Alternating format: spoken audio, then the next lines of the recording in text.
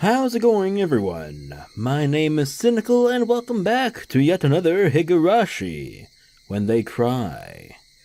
We are in Arc 6, titled Tsumihoroboshi. And if you have not watched the previous episodes, the link to the playlist is down in the description, so check that out. But let me go ahead, shut up, and continue from where we left off. Now, if I remember, did I read the last? Yeah, I read the last tip. Okay, that's okay. My mind wanders. Ooh, we're in school. And because it's pink, we are also in Rena's perspective. Alright? シオンの監視役だよ。監視役なの? Her watchdog. Rude. Could put it in a better term, but whatever. まあね。シオンのやつ、私と比べると突拍子もないことをするからさ、監視役が必要なわけよ。ミオンもシオンも、その意味においちゃ互角だと思うぞ。Keiichi-kun cut into the conversation. They ended up making a lot of noise, teasing each other like they always do. Mion made it sound like that man, Kasai-sen, is some sort of territory boss in Okonomiya. It wouldn't be easy for me to meet him in person, but because he's Shi-chan's watchdog, I might be able to find a way. The problem, though, is that I don't have any connection to Shi-chan either. We hang around every once in a while whenever she comes to Hinamizawa, but I never called or visited her. I have no idea how we can meet. Even if I could meet Kasai-sen, there's no guarantee that he'd help me. He seems like the kind of person who doesn't like the gossip about others. He told me about Rina-san at the coffee house only because Shi-chan pushed him to. Plus, the situation could grow worse very quickly while I waited for the chance to meet him, so any help he might offer could come too late. I remember Kasai-san told me that, as her next step, Rina-san usually uses her partner to threaten their catch. That would signify the end of her performance. They were going to take all of my father's money. I wasn't feeling a sense of crisis yet, but that time might be coming very soon. Even as I was at school, taking a class peacefully, that man might already be at the house right at this moment, threatening my father to hand over his bank books. Once I become anxious, god damn it, I get more and more anxious. So many fucking same words, whatever. I could feel a big pressure on my chest as if the ceiling had collapsed on me. いやー、平和すぎて退屈だぜ。Well, good for fucking you. Wow, insensitive. Oh, wow. Keiichi-kun talks to me, yawning. そうかな。レナは平和で退屈なの大好きだよ。俺はごめんだね。せめて火星人が襲来するくらいのことが、毎週とは言わないまでにも、月末くらいには欲しいところだぜ。Wow. あ、定期テストはなしでだぜ。もし本当に火星人が攻めてきて、世界中が滅ぼされて、Hinamizawaも焼け野原になったら、ケイチ君は退屈が紛れて満足かな。いや、そこまでは言ってねえよ。何かアクシデントの一つもないと、退屈で溶けちまいそうだぜって言いたかっただけだぜ。He had no idea of what I've been going through, of course. And that's why he says that. But I was still irritated by his insensitivity. I couldn't understand why he wouldn't be satisfied with such a peaceful life. He never has to doubt that today or tomorrow will be as fun as yesterday. I was all too aware that boring and peaceful days could be destroyed all of a sudden. I knew that boring and peaceful days could come to an end all of a sudden because your mom wanted to divorce your dad. I knew that you could feel like you didn't belong anywhere in your own house because your dad had gotten a new girlfriend. Even so, you had to repeat the same kind of day over and over again. That's why I want to live every day happily in order to be prepared when the world comes to its end. レナは日々が幸せそうでいいよな。そういうのもスキルなのかな。ちょっと羨ましいぜ。そんなの羨ましがられても困るな。日々を退屈でなく幸せに過ごすのって何かコツでもあるのか？あるなら教えてくれよ。俺も得得してみたいぜ。そんなの簡単だよ。気づくだけだもん。気づくって？ There's no way he could realize it. And it was probably better that he didn't, because that meant, he was truly happy. 気づくだけだよ。幸せな日々が有限であることに。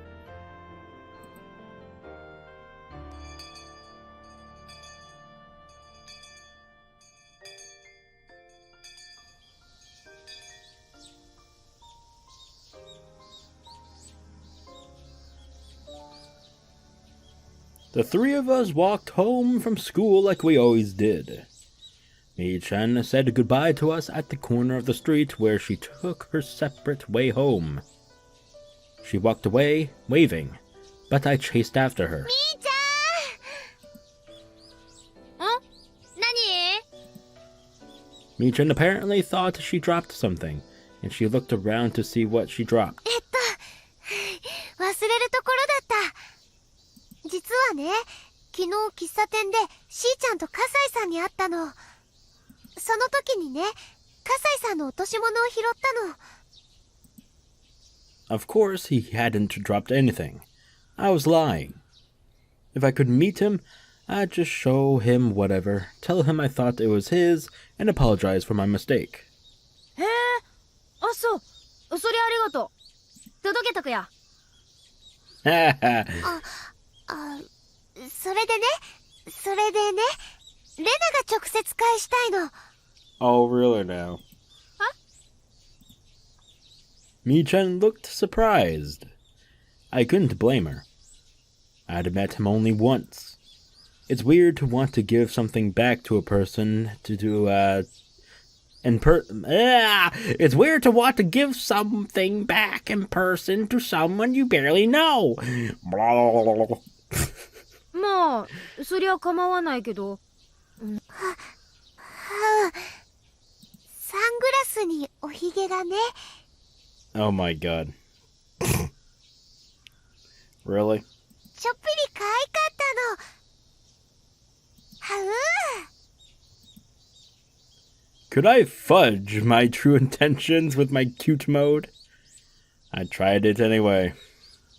Mii-chan usually takes words at their face value, and indeed she seemed to buy it.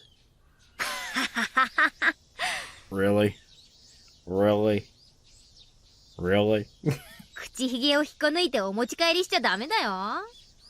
Oh my god. で、その、どうかな？会えるかな？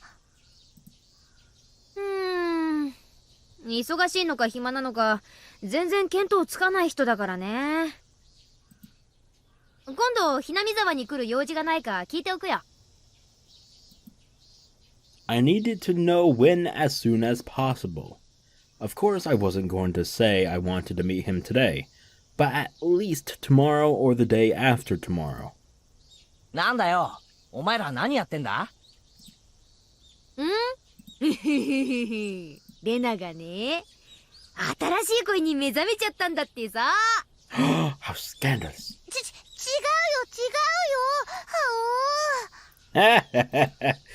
なんだそりゃ、面白そうな話だな。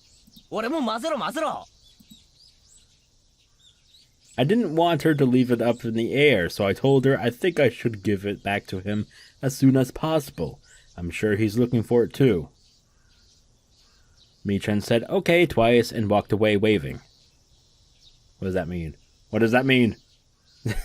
I hadn't yet thought about how I was going to ask for help when I would meet him. He seems to be in a higher position than Rina-san and her partner. If he agreed to help me, it would be very encouraging. But there was a possibility that he'd tell me he didn't want to interfere in other people's private matters. He could just say the whole thing was another love triangle between a father, his daughter, and his lover. じゃあな、レナ。また明日な。 Just gonna say that's a weird-ass triangle, but okay. また明日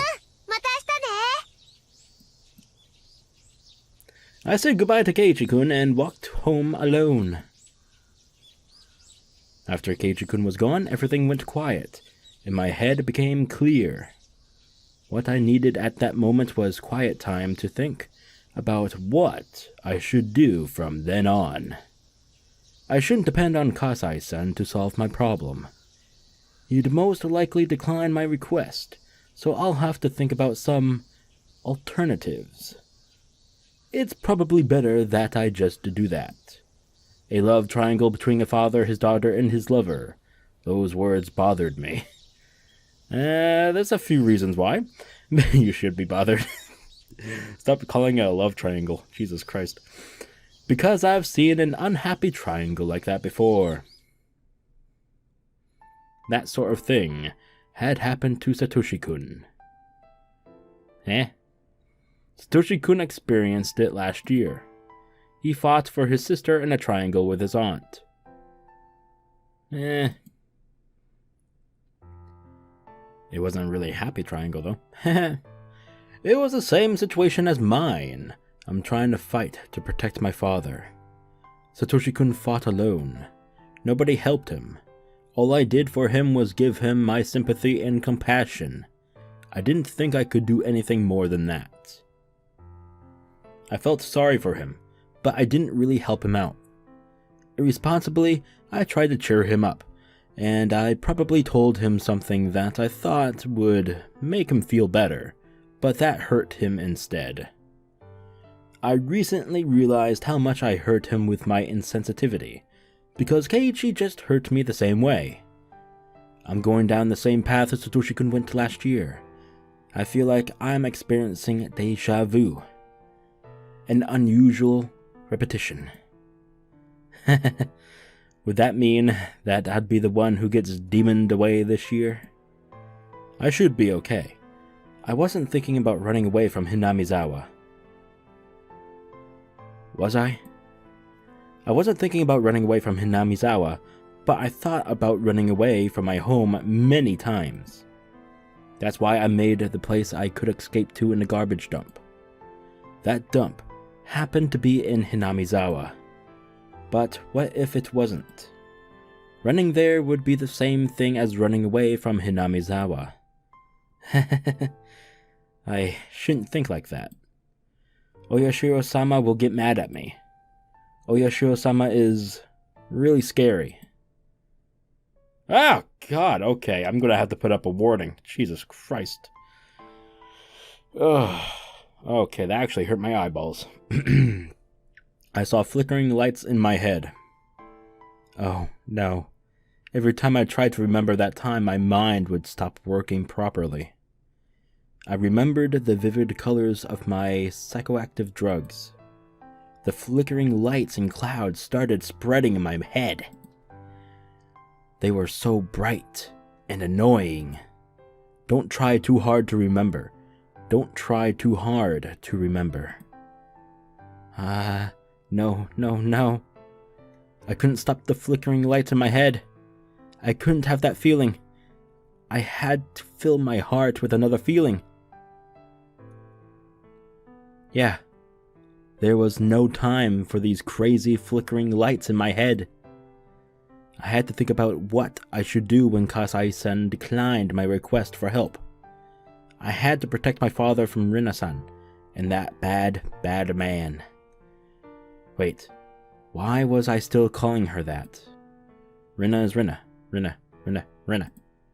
She's a bad person who deceived my father and tried to bring us unhappiness. Bad people bring bad things into the world without even doing anything. They're different from the other 90% of people who aren't bad. I think you got the ratio a little unbalanced. Between good and bad, I'd say it's roughly 40-60? 60-40? I don't know. Anyway. Wait, I didn't read that. Fuck. If you let them loose, you'll even ruin the people around them. There we go. When you have one bad tangerine in a box, it spreads its fungus to the other tangerines around it. That's what bad people are like. I couldn't remember how Satoshi-kun resolved his triangle last year. But I could still see the flickering lights in my head. They're still flickering. They're still flickering. They're still flickering. They're still flickering. Okay, we get it. Okay! Just as the swirl of flickering lights were making me dizzy, I saw my house. Ooh.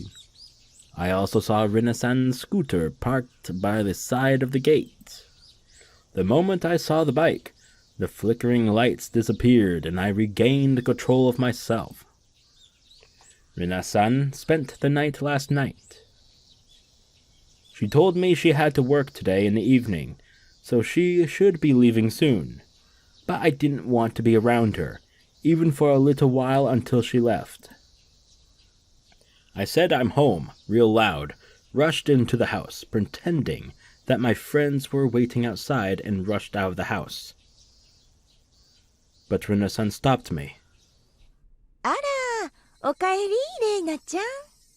あ、こんにちは。This was the first time I thought Rina-san's smile was ugly. It only stood to reason. I had realized the scheme she was hiding behind that smile. 今日ね、お父さんと一緒にお昼は5グラまで行ってきたのよ。キーマカレーがとっても美味しいお店でね。My father poked his forehead. No. What am I, stupid? Oh, yeah. Anyway, cynical stupid. My father poked his head out of the living room and he says, I want to go there again next time we go. I really liked that curry. Well, good for fucking you! I wondered if he meant with me next time or with me and her. Anyway, I hate it when Rina says, your father. それで、レトルトをお土産に買ってきたの。Okay, am I recording? Yes, I am. Okay, just had to check because sometimes I'm stupid. 後でぜひ食べてみてね。美味しいから。レイナちゃんはこのお店知ってる？ I did know the restaurant she was talking about. I saw it in a magazine. It's a new restaurant that just opened recently. I also remembered that it was an expensive restaurant. The amount of money they spent on the take-home curry alone must have been enough to cover the cost of all our dinners for the several nights. So, like, what, hundreds of bucks? God damn! Since I was aware of what was in the bank books, it was hard for me to stay calm. それは楽しみです。ありがとうございますね、リナさん。それでね、レイナちゃん。ちょっとみんなでお話があるんだけど。No. ごめんなさい。ちょっと友達を待たせてるんで出かけますね。またゴミ捨て場で宝探しなの。レイナちゃんは宝探しが好きね。私も今度行ってみようかしら。Oh, shit. ではすみません。失礼します。Not happening today, I guess. Every time Rena-san moved her arms or head, the scent of her perfume struck my nostrils. I hate the smell of her perfume, so I couldn't stay there a second longer. I rushed out of the house and started running to get away from her perfume. The rubber band inside me, the one called Rena, was stretched all the way to its limit. I'm pretty sure it'd explode if I'm pretty sure it'd explode and go crazy if the rubber band broke. I didn't want to feel like that inside my own house. My house was supposed to be the place where I could open my heart freely. I ran away. I ran away from there. I ran farther and farther away. Farther, farther. So it kind of sounds like I'm saying father. Anyway, what?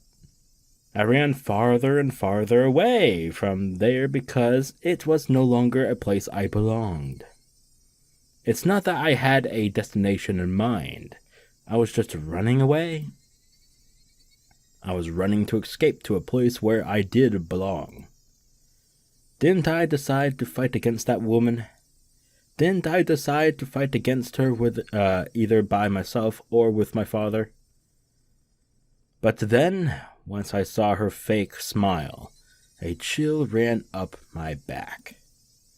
It was like I picked up a stone, found a carpet of bugs underneath it, and put it back on the ground in a hurry. What? Did I read that right? That fucking... found a carpet of bugs underneath it. Oh, okay, yeah, okay. Sorry, that flew fucking past my fucking forehead. What the hell? My forehead. Hi, my name is Sinikle and I did up. I rushed out of the house as fast as I could. Did I want to fight or did I want to run away? Was I just choosing to spend a peaceful time at my hideout, believing that tomorrow would be the same as today? I couldn't do that. I didn't know when they'd spring their trap. I couldn't afford to waste any time. I knew that deep down. I knew that, but I just wanted to run away. I couldn't stop myself from running away, and so I did run away. At times like this, the mattress in my hideout would feel so soft. That I knew. And black bars? No, it's just, okay. Going to the next scene! The cries of the Higurashi were soothing to the ears. They sounded as soft as my mattress. They were like music. They didn't force any feelings upon me. They cried as if to tell me to just be who I am. It was always so quiet here that I immediately noticed the purr of an engine coming closer. People used to come here and make a lot of noise during the dam conflict. But now, nobody really comes here. This is a place forgotten. So, it was rare to see somebody come through here at all. I sat on the roof of an abandoned car and waited for the intruder to go away without looking their way.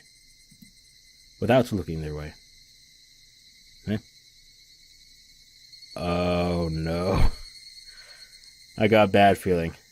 I don't want to spoil anything, but I got a bad feeling right now. But the purr of the engine stopped. I'm not stupid. If it stopped, I knew exactly who it had to be. I heard the person calling me, but I ignored it once. The person came closer, making it harder for me to ignore her, and she called my name again. I turned around this time. Oh, fuck. 皆さん。 Okay. レイナちゃん、結構耳遠い方？ Whatever, bitch. すみません。多分逆風だったんで聞こえにくかったんだと思います。 What wind? She seemed to buy my poor excuse. Okay. She smiled and said, "Yeah, it happens sometimes." 一人？ That's a very odd question to ask. お友達は？一人で遊んでますよ。その年でなかなか渋いわね。Rina-san stretched and looked across the huge garbage dump. しかし、よくもこれだけ盛大にスクラップばっか捨てたもんよね。知ってる？昔、平坂の2丁目にもタイヤの外れた車ばっかり積んであるところがあってね。I wasn't interested in Rina-san's old story, but I pretended to listen and nodded. She doesn't take this road to go back to Okonomiya. I guess she knew I'd be here and came by to see me. What did she want? It was obvious that she was just trying to make conversation. She probably took it personally when I avoided her earlier, which must be why she was here to butter me up. It would be better for her not to have any conflicts with the daughter of the man she's seeing, no matter what the intention of seeing him is. In that sense, it was a reasonable action for her to take. While I listened to her old story, all I could think about was when she was going to leave. Didn't I have to fight against her? Didn't I decide to fight against her? Didn't I find out her plot at the coffee house in Okonomiya? Didn't I find out that this woman is squeezing money out of my father when I looked inside his cash box? I know who you are. Sorry. Please leave my father alone. How easy it would be if those 2 sentences could solve the problem. She'd probably deny it. Even if I told her about what I heard at the coffee house, I have no evidence of her plot.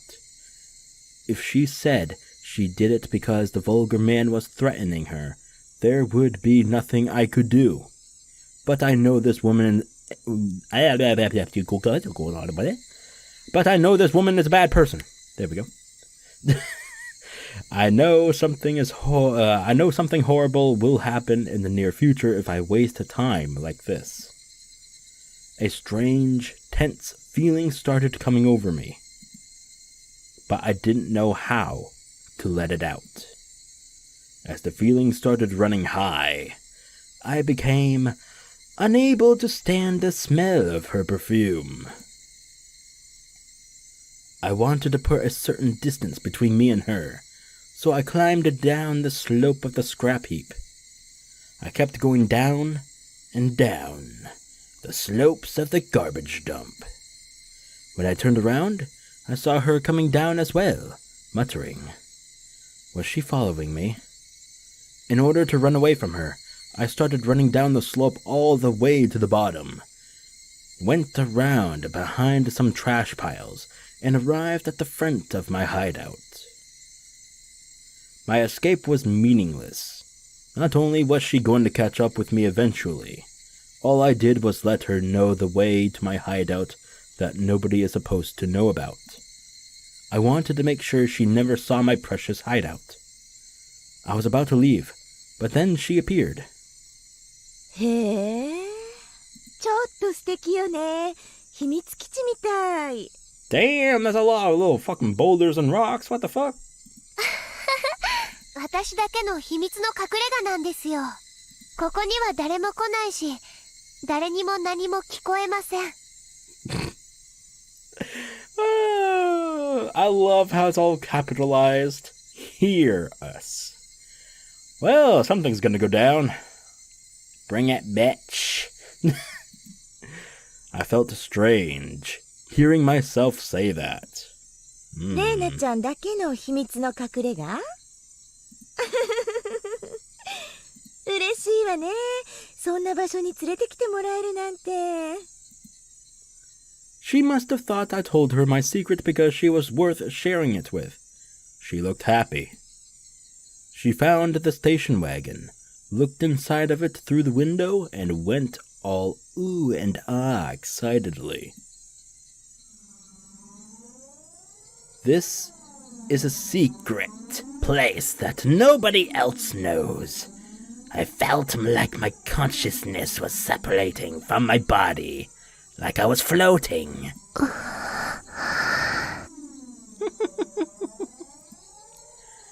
But it didn't feel good. Like when I drink... What the fuck is that? Amazake? Okay, yeah, sure. Damn, that threw my momentum off. Fuck! It was more like being carsick. I felt like I was going to throw up. My brain was probably secreting some chemical in order to avoid facing the reality that I'd have to stay with this woman, that I couldn't run away from her.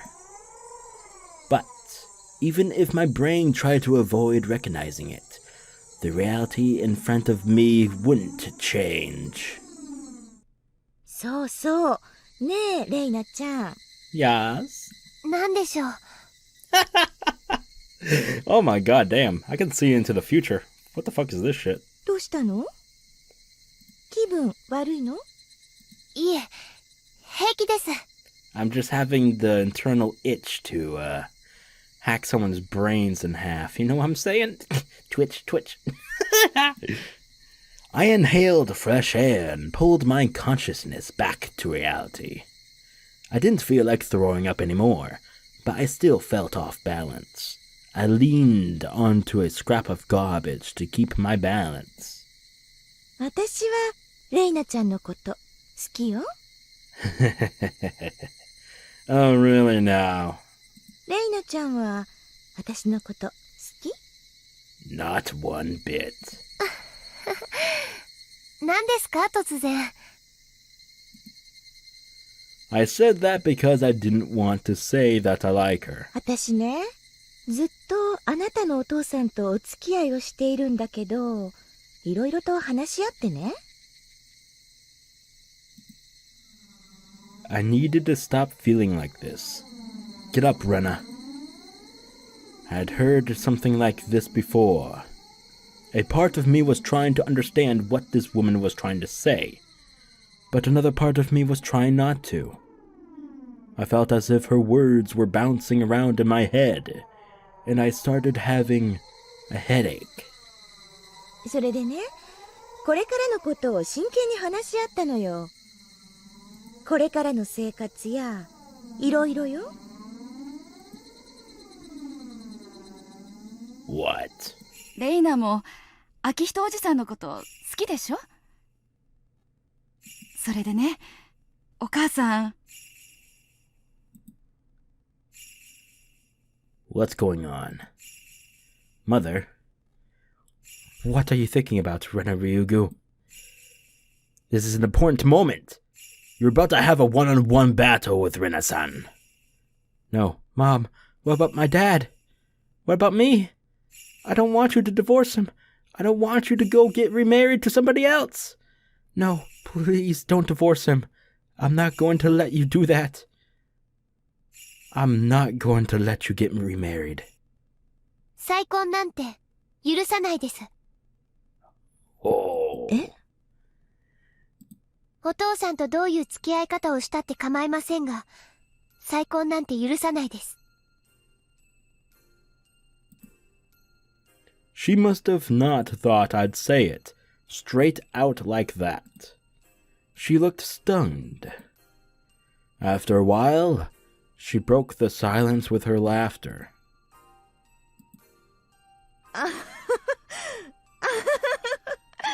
拒絶もあるかなとは思ってたけど、ここまではっきり言われるとは思わなかったもんだから。拒絶もあるかなと思っていました。私が拒絶していたのに気づいていたのは意外でした。そんなのわかるでしょ。 Oh, her face changed. Here we go. あんた、私と目を合わせるとすぐ逃げるもん。それで分かってないなんて思ってた？子供は嫌ね。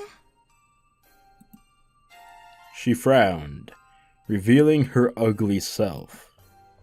It should have been the first time I saw her face like that. but I wasn't surprised at all. Her face had looked like that to me from the beginning. できれば上辺だけでもあんたとは仲良くしてたかったんだけど、ここまで嫌われちゃ難しいわね。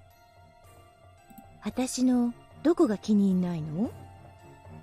高額のために教えてよ。最初っから全部。匂いも嫌い。One vicious word came out from my mouth after another. I didn't have wings, but I felt as if I was flying up to the sky. I felt weird and uncomfortable, but also exhilarated. I felt as if I was letting another me use my body.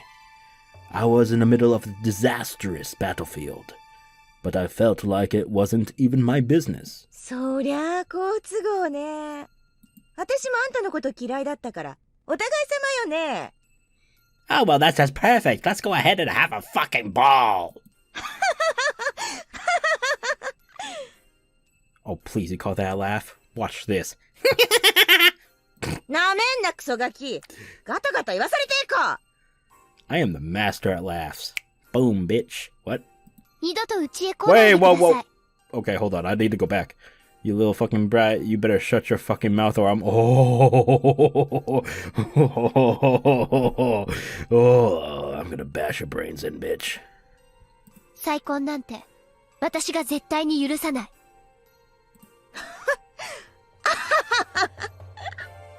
別にあんたに許してもらわなくてもいいんだけど。Oh, but I think you do. まあ、あんたがうまく立ち回ってお父さんに再婚を断念させたきゃさせてごらんって。そんなの今さら意味ないし。She didn't look intimidated by me at all, and that made me feel a little intimidated in return. Why was she so confident of her absolute control over my father? She had to have more than confidence to be able to act as fearless as this. She must have something tangible. Before I asked her what it was, she told me herself. 私ね、プロポーズされたの。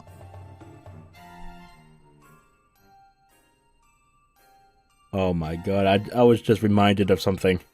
It's not this anime, it's not Higurashi related. Oh my fucking god, I was just fucking reminded of something. It's another fucking horrible, tragic, and drama-induced anime. Oh my god, if you know what I'm talking about, oh my god. I don't want to say it. It's fucking tragic, man. Oh my fucking god, I was just reminded I need a break. Hold the fucking phone. Alright, I'm back and I'm more composed.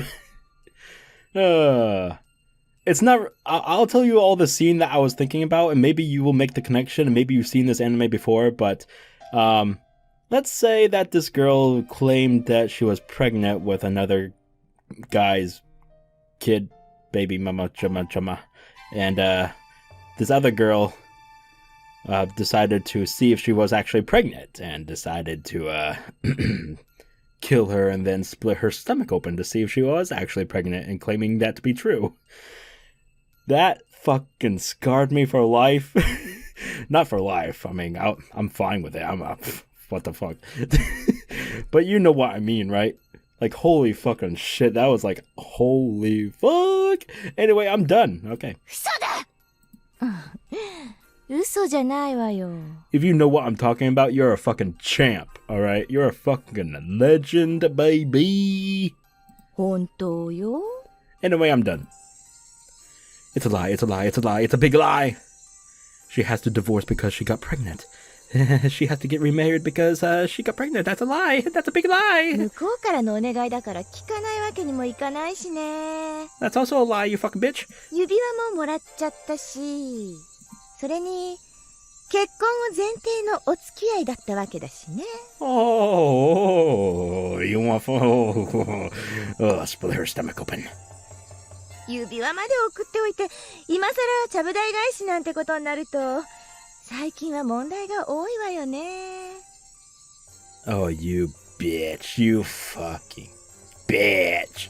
You showing your true colors now, motherfucker. それが最初から目的のくせに。Oh. 私は聞いてるんだ。お前と鉄という男が二人で喫茶店で話しているところを聞いてるんだ。お父さんのお金を目当てに近づいたのを知っている。Hinamizawaの旦那と呼んで詐欺にかけようとしていることを知ってる。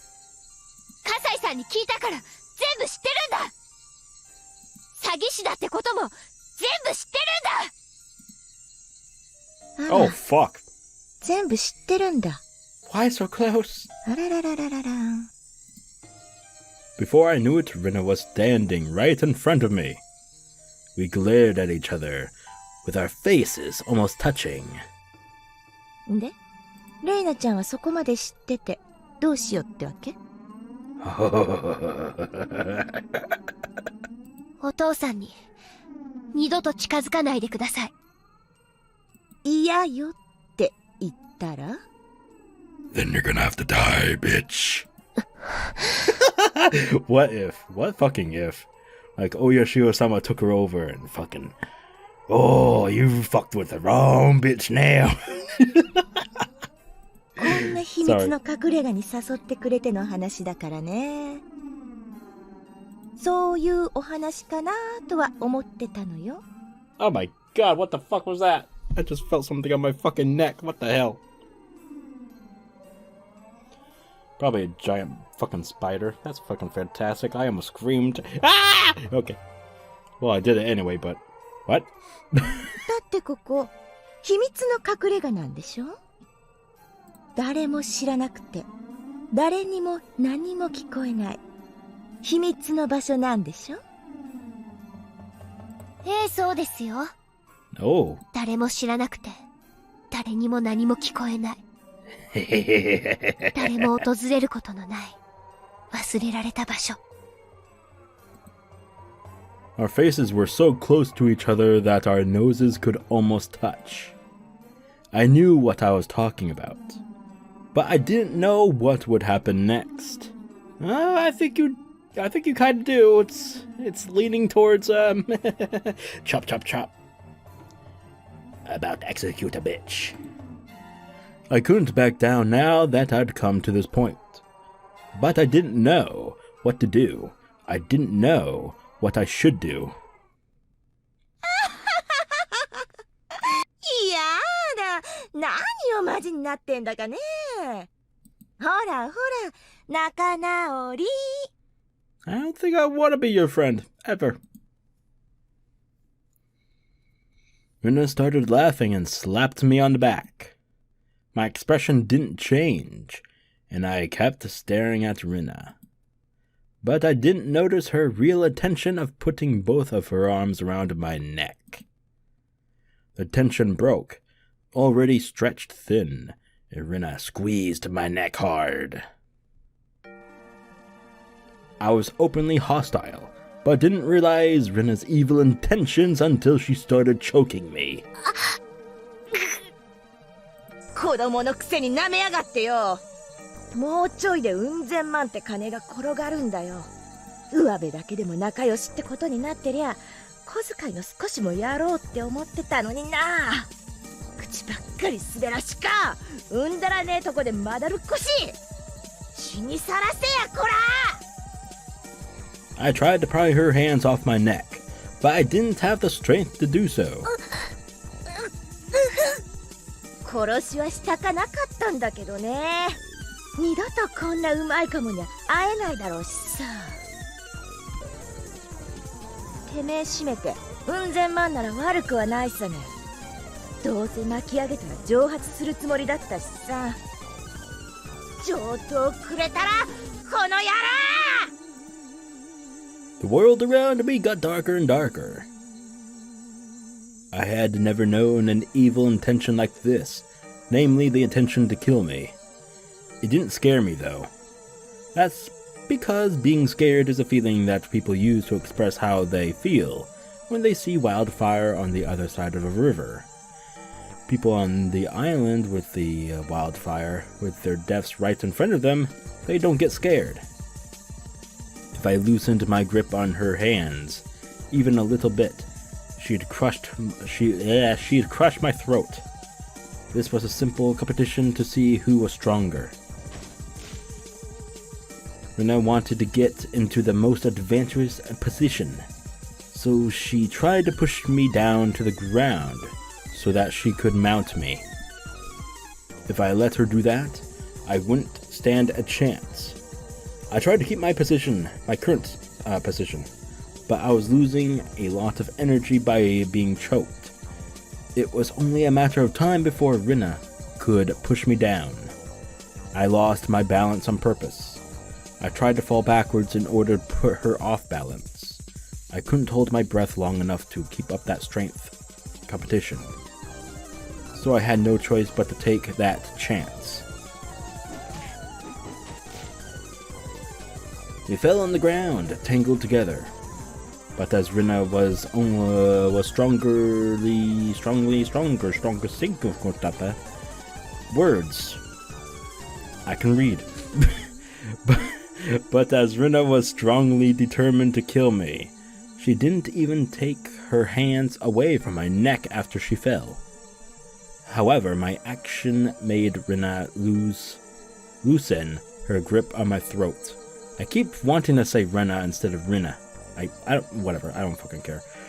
It wasn't loose enough for me to break free from her grip, but it gave me a few moments I lost my hands. Fuck my ass. But it gave me a few moments to use my hands for something other than stopping her from crushing my throat. If I hadn't taken the chance, I would have been done for. That's why I tried to literally seize my chance. I moved both of my hands on the ground to seize that chance. I felt a piece of broken glass on my right hand. That was truly my chance to literally save myself from the brink of death. I cut Rina's wrist deep with a piece of glass.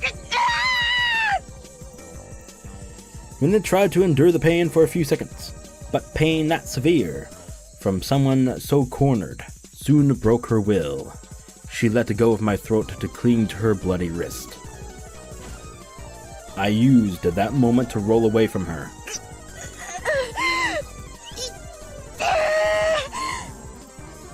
She screamed, both in pain and also to try to intimidate me again. It didn't work anymore though. Intimidation only works on the opponent when the opponent is hesitant to fight. When you're already in a fight, screaming like that means nothing more than letting the opponent know how badly you're hurt. I no longer had any hesitation. I had learned from Rina. She taught me what I have to do in a situation like this. That's right, this is my secret hideout. I know every single piece of junk in here. Maybe I knew that a day like this was coming. Was it just a coincidence that it was there? I had pulled out a meter-long lead pipe. Not at all surprised to see it there. I raised it up high and brought it back down. There was no way Rina could block this hard and heavy lead pipe with just her arms. She'd probably try to block it with her palms, with the palms of her hands, in order to take it from me. But her long nails wouldn't let that happen. Unable to catch it the way she wanted, she broke her fingers and some of her nails came off too. What the fuck? Her scream made me realize that I had the advantage. An advantage I would have to keep. If I didn't, she'd turn the tables just like I did, and then she'd choke me to death for sure.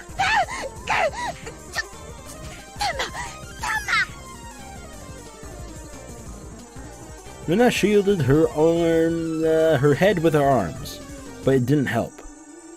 All that would change is that I'd break her arms before I broke her face. Jesus.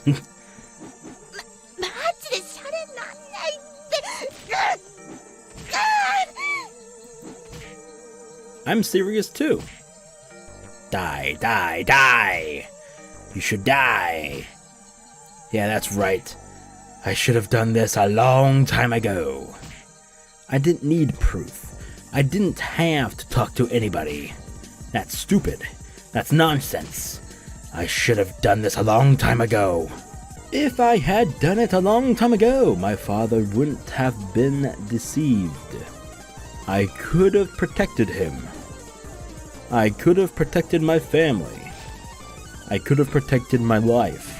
I could have been myself. My mother wouldn't have divorced my father. I could have stayed happy. I wouldn't have had to be unhappy. I'm going to recapture my happiness. At this moment, I'm going to win back my happiness. I'm not going to cry for misfortune.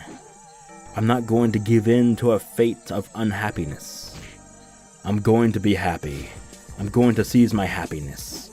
Right now, with my own 2 hands.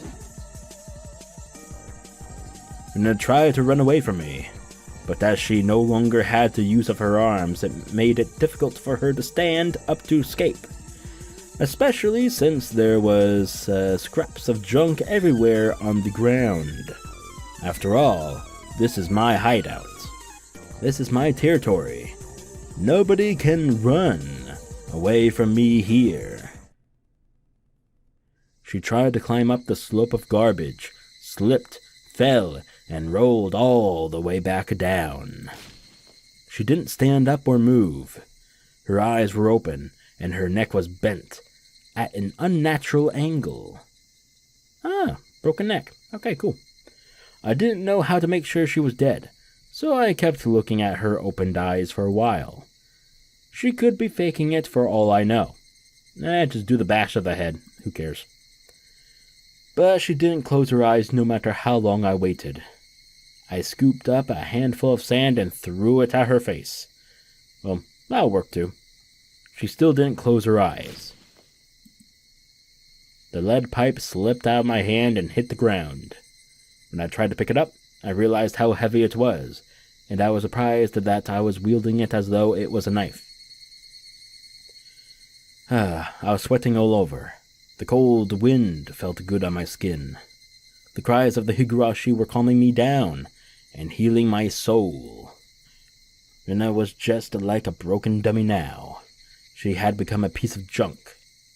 I am the owner of this land of junk, and I've defended it from her intrusion.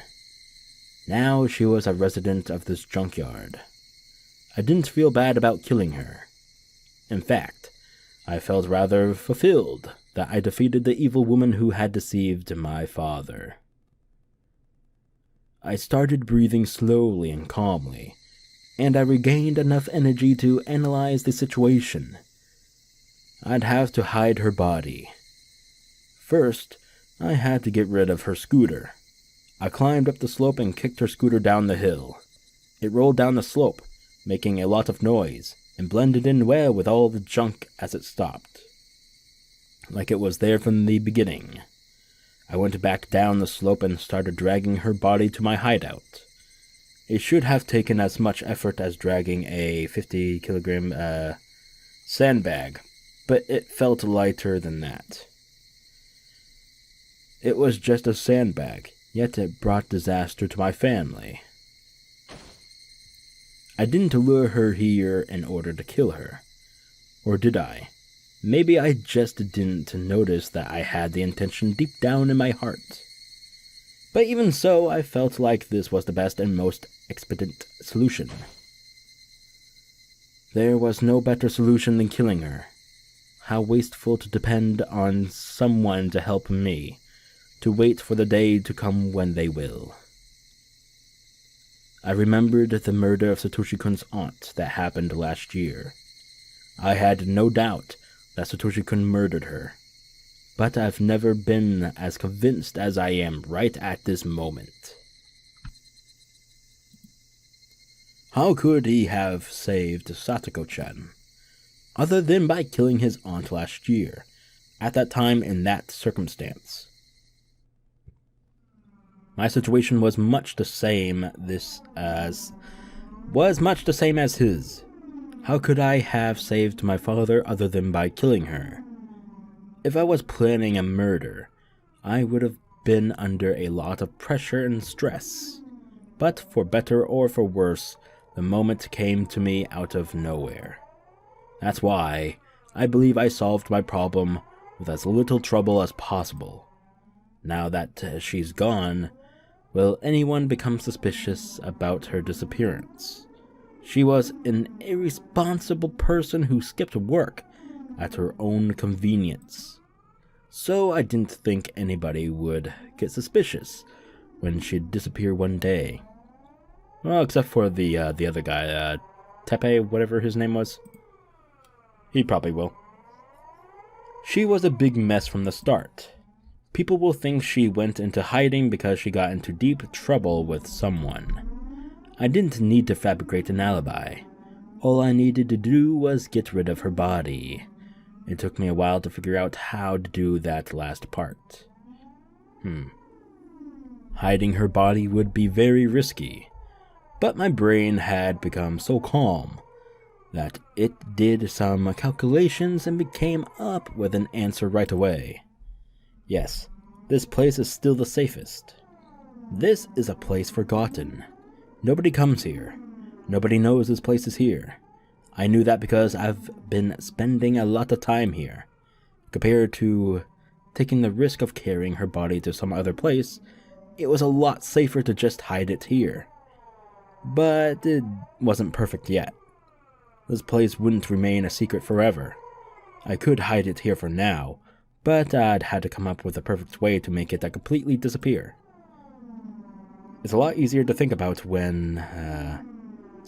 It's a lot easier to think about that than thinking about how to make Rina break up with my father. I stuffed her corpse into a broken refrigerator in a trash pile. I wanted to cover the refrigerator with dirt and bury it, but that was too easy. I had to chop the corpse up into pieces and make them completely disappear. Damn. I felt like it got dark all of a sudden. No, it didn't get dark all of a sudden. I just didn't realize it was getting dark until just then. I could hear thunder from a distance. It might rain soon. I could use some rain. It'd wash Rina's dirty blood onto the ground. I should go home. I should think about what I'd do tomorrow.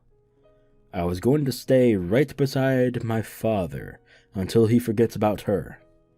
He might be hurt at first, but we're going to recapture our happiness for sure. Our happy, peaceful life.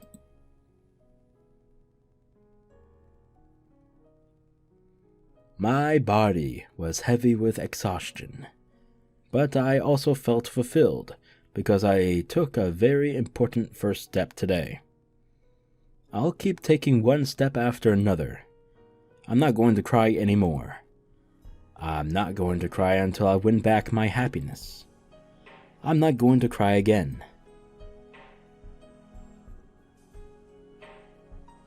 Whew. Alright, so no visuals. I don't know how I feel about that. Kind of wish there was some visual, like a CG picture. What the fuck? する必要ないよ。 Oh well, not the end of the chapter yet. That was the first thing I said after I got home. My father looked stunned. He noticed the sad tone in my voice, and realizing that I didn't agree with the idea of his remarriage, he looked down. 無理もないよな。レイナの気持ちもわかるよ。事前にレイナにもよく相談。プロポーズなんて取り消せばいい。あんな女。あんな女なんて言い方しちゃダメだ。リナさんは。本当のことを話す。あの女と鉄という男は二人組の悪人。我が家の財産を狙ってお父さんに近づいてきただけ。My father didn't get it right away. Of course. He looked upset instead because I called her that woman. I should have chosen my words a little more carefully, but I think I told him the truth clearly enough. I told him everything I heard and saw at the coffee house. As I expected, he defended Rina anyway. I was upset, but at the same time, it made me certain that there was no other way than to kill her. I felt the pressure on my shoulders lessen for some reason.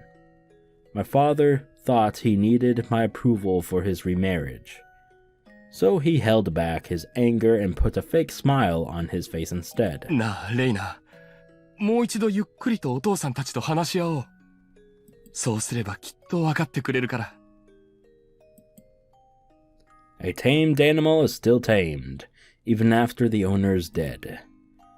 That's okay. I'll open the gate anyway. Even a tamed animal will notice one day that he's no longer in captivity. That's not something I could teach him. He had to realize it on his own. I couldn't stand his fake smile anymore, so I left the living room. Time healed the pain from the divorce. Time heals any kind of pain, just like how dripping water will eventually bore a hole through solid rock. I did what I could do. Now, I'd have to wait. But the day I was going to wait for came earlier than I expected. At midnight of the following day, we had a visitor. Oh my fucking god. And the fucking music.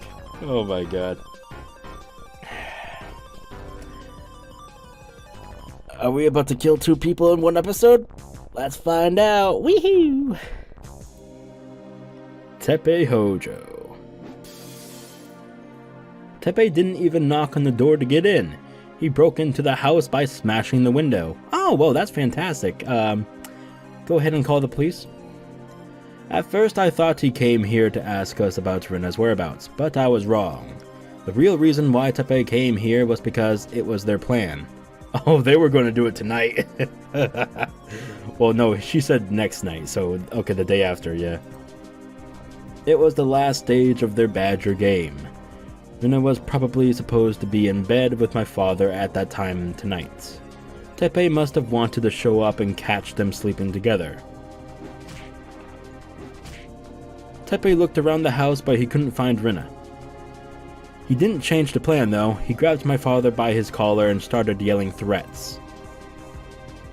He showed my father a certificate of marriage to Rina, and shouted at him saying, "You got my wife pregnant, how are you going to take responsibility?" My father had no idea she was married. She looked shocked. I'm sorry I'm reading this monotone, but it's kind of stupid. What the fuck? My father is a short guy who is faint at heart. He just let Teppei do and say whatever he wanted from beginning to end. I looked at them from a distance coldly. The more Teppei yelled and threatened my father, the faster he'd wake up from his bad dream. This was a medicine for him. Teppei was cutting out the cancer that I was going to depend on time to do, and he was doing a great job at it. I waited to help my father until I was sure that he had finally awakened from his bad dream. I told Teppei that I had something very important to tell him and took him outside. で、なんじゃ、重要な話っちゅうんは。リナさんって昨日以来沖宮に帰ってますか？ん？実はリナさん事情があって隠れてるんです。 Oh, she's doing it right fucking now. Oh, fuck. あ？どういうこっちゃ？リナさんから哲平さんが来たら連れてきてほしいと言われてるんです。あ？いつこのやつどうしたんね？ Teppei followed me without hesitation. Is this guy a fucking moron? What the fuck? We walked in the dark with a flashlight to the place where nobody comes and nobody can hear us. The place forgotten. He asked me many things on the way, but I couldn't answer any of them. I just told him to ask Rina. The way I said it seemed to make him think that Rina was going to betray him and get married to my father for real. Even though he was breathing heavily in rage, he walked right behind me without any suspicions. I knew this day was going to come very soon, so I was well prepared for it. We reached the place where I originally planned to bring him, and I turned off the flashlight all of a sudden. Okay, so is it going to be the same weapon? どうしたんね? Everyone gets nervous when the only light in the dark goes off. But this is my territory. I didn't need any light. I could feel my surroundings even better with my eyes closed. I grabbed the big hatchet. Oh my fucking god! Should I do it? Fuck. Okay, I'll do it. I grabbed the big hatchet I'd hidden in a bush and lifted it up high. ごめんなさい。電池の接触不良かな。ちょっと待ってくださいね。はよせんとね。I purposely sounded weak and helpless while I raised the hatchet into the air. ライターあるわ。出すんね。Teppei found a lighter in his pocket and lit it up. He probably couldn't understand the sight illuminated by that small light. He saw a girl lifting up a big hatchet right in front of him. Huh? Teppei's eyes went wide. He didn't understand what was going on, but he understood that his life was in danger. And yet, he must not have been able to think fast enough to deal with it, even though he understood what he should do. Even if he could think fast enough and blocked his head with his arms, it wouldn't have meant anything. I knew Teppei could come to my house eventually. Did I say could or would? Fuck. Too late. That's why I prepared for that day. Why am my epic voice am I fucking up so bad? I don't know. I just didn't think that preparation was going to bear fruit tonight. I chose my weapon very carefully. I planned when, where, and how I was going to attack him. And so, there can only be one result.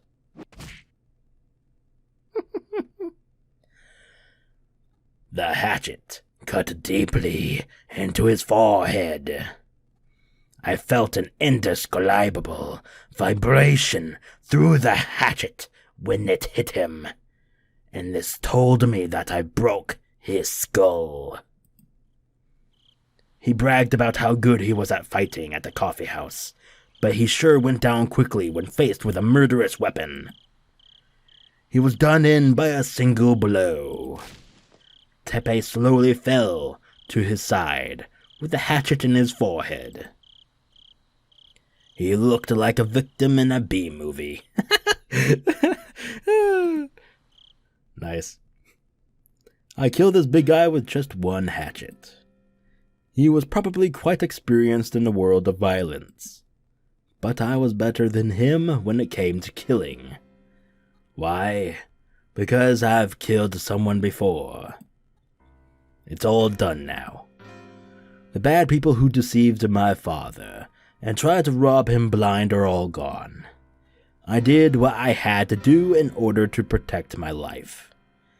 If I had this much courage and determination when my mom told me about the divorce, I might have killed Akihito. If I did, I would have taken the life of only one. Because I couldn't do it back then. But I've had to kill 2 people in the last 2 days. Rena, let's finish it up. There's already a place to hide his body. I took care of everything. My hands were wet, so I shone the flashlight at them. I thought it was blood, but it was just sweat. Even so, I still felt uncomfortable and shone the flashlight at my hand several times. I did all this in order to be happy. I did all this so I should be happy now. I tried so hard that I got blood on my hands. I wanted to get credit for that from him. Oyashiro-sama. Let me ask you a question. I can finally rewind the time back to the day everything started to go wrong, can't I? I'm going to stay in Hinamizawa. I'm going to live happily with my father forever.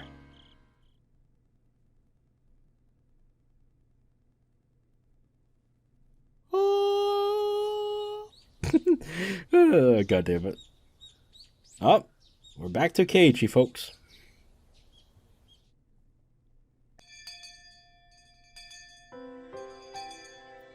It's rare to see Rena asleep in class. She isn't the kind of girl who sleeps in class because of staying up so late. She had to be tired from doing housework or something. Everybody seemed to be thinking the same thing. Nobody tried to wake her up, not even Chei-sensei. She got up a few seconds and went back to sleep. She swayed back and forth like she was rowing a boat. But she's in class, so I should wake her up, right?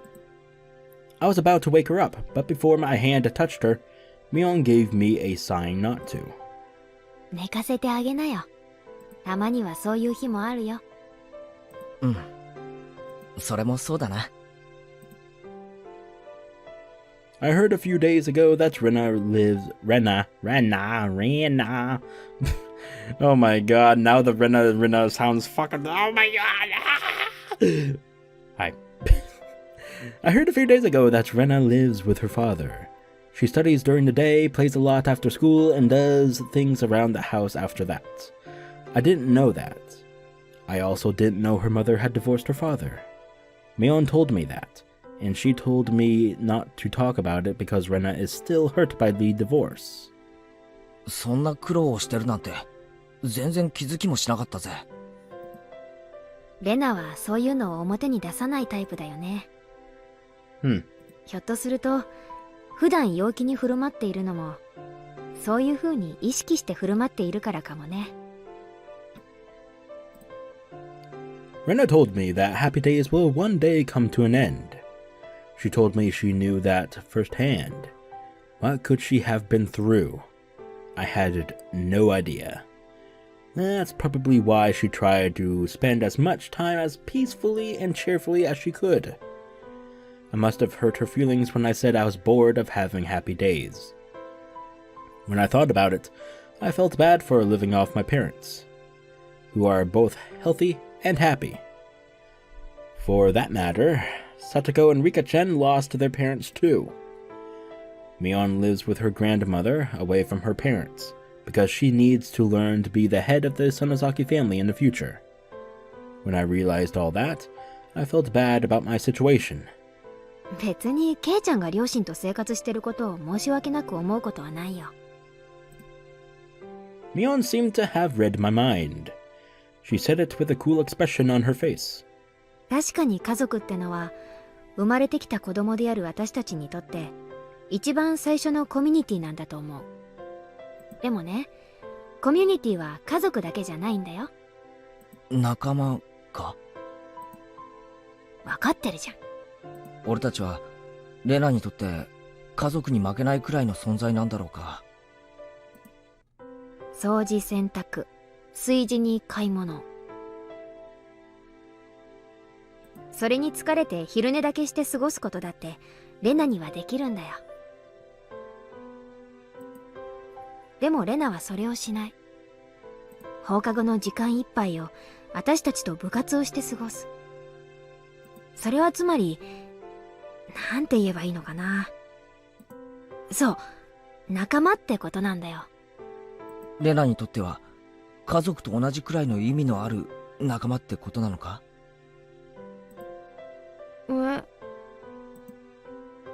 ？Mion looked stunned, as if she didn't understand what I was talking about.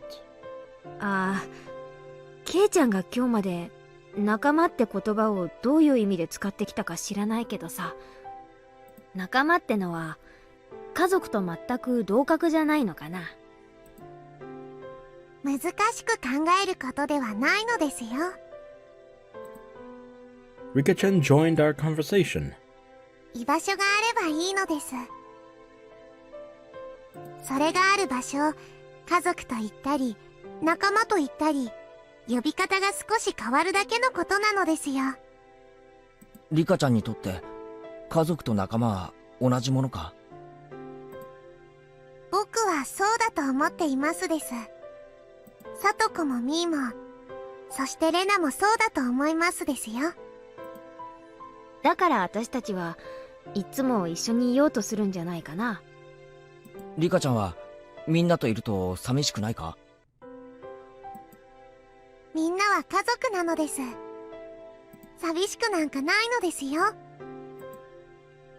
Mio nodded in agreement. Satoko was talking with her other classmates, but I'm sure she would nod as well. Rena would too. 俺、ちょっと恥ずかしいよ。ん？今日まで俺、仲間って言葉を使ってきたけどさ、本当の意味で理解してなかったと思う。仲間ってのは、もっともっと大切で、かけがえのない、すげえもんなんだよな。それすっごく当たり前のことだからさ。もし今日まで分かってなかったなら、よく胸に刻んだ方がいいよ。そうだな。そうするぜ。あとそれを二度と口にしない方がいいかもだね。今ケイちゃんかなり恥ずかしいこと言ってたと思うよ。After all that, Mion still made fun of me. I think I understand a little better why Rena was always so serious about having fun. I want to be her best friend, and I want to do my best to be deserving of her effort. Rena snored. It sounded cute. Shay-sensei let her sleep in class, but she couldn't let her get away with snoring. 委員長、竜宮さんを Oh, 起 damn. こしてください。I don't think is this the first time I'm seeing Shay-sensei in this sprite? Because if it is, holy shit. The first time I'm taking notice, and damn! She looks a lot better in this sprite. Fuck. What? レーナ、ほらほら。I don't know what I'm saying. I don't know what I said. I just don't give a fuck. I'm just glad y'all can't read my mind. What? Rena was still half asleep and made a strange noise. Everybody in the class laughed. Rena noticed they were laughing at her, woke up right away, and acted like she wasn't sleeping at all. Nah, she wasn't. Nah. It looked really funny, and I burst into a fit of laughter. Outside the window, the sky was blue and the clouds were pure white. It was still June, but it looked like the middle of summer. This perfect weather wouldn't last forever. And if you just heard that, some boxes I have in the other room fell, apparently. I don't know by what, but I guess I have a ghost in my house. How you doing? It could get cloudy and rain all of a sudden. That's why we had to play and raise a ruckus while we still had this perfect weather. The cries of the cicadas sound as if they're laughing at us because we still have some classes left. Ah, damn it. I can't wait for school to finish. どうしたんだろう。ケイチくんすっごく嬉しそうだね。今日は何かあるの？別に今日何かあるわけじゃないぜ。今日は今日だし、明日は明日だろ。今日が晴れてるならそれで十分。明日の天気なんか知ったこっちゃないってことさ。だから今日という日を俺は精一杯遊び倒したい。いつ天気が崩れたって後悔しないくらいに徹底的にな。I learned that from Rena. I learned that peaceful days are the happiest days you can have, and that they're irreplaceable. ミオ、今日の部活はなんだ？それに最近罰ゲームがちょいと刺激不足だぜ。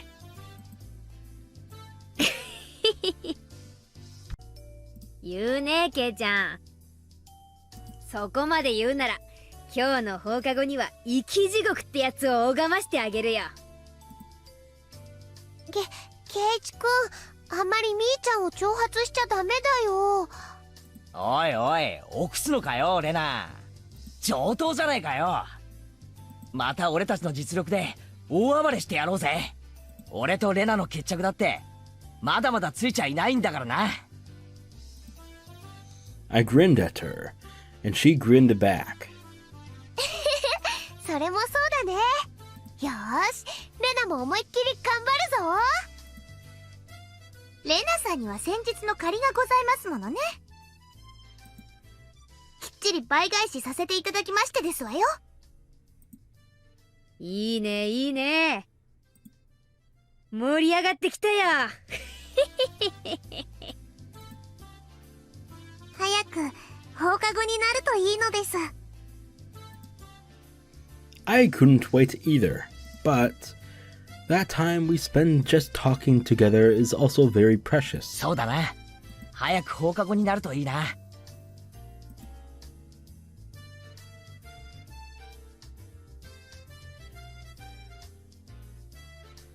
Do do do do do do do do do. Doom doom doom doom doom doom doom doom. My favorite wine. All right. Well, I got a surprise for all of you. I'm not ending it here, so that's fantastic. Let's go ahead and read this before we continue. My favorite wine. Okay, so this is yet again Rika-chan, right? Or is it the mystery girl? Wink. Satoko went to join the children playing in the schoolyard. Since I didn't feel like going, I decided to stay at home. Most likely, she wouldn't be back until the evening. When Satoko wasn't around, I had ways of spending time without her. Besides, that was what I wanted to do anyway. Okay, yep, we are in the apartment there, where they're staying at. I stuck my hand deep inside the pile of winter futons in the closet, and pulled one out. Next, I filled a stylish-looking glass with ice. The ice made in the freezer smelled like chlorine, though. It didn't taste good. Store-bought ice would be the best. But since Satoko kept asking me what I was using it for, I stopped buying it. But it might be worth spending time to think about a good excuse for that if it meant I would be able to enjoy ice without ever again smelling the chlorine. I'm fucking up. Oh my god. Hi. I filled the glass with mineral water, and then poured a little bit of another liquid into the glass. Watching the color mix into the transparent water was a very pleasant feeling. This wasn't the right way to drink it, but I liked it that way, and didn't want to hear any complaints. My body is very convenient, because I can get drunk with only a tiny amount.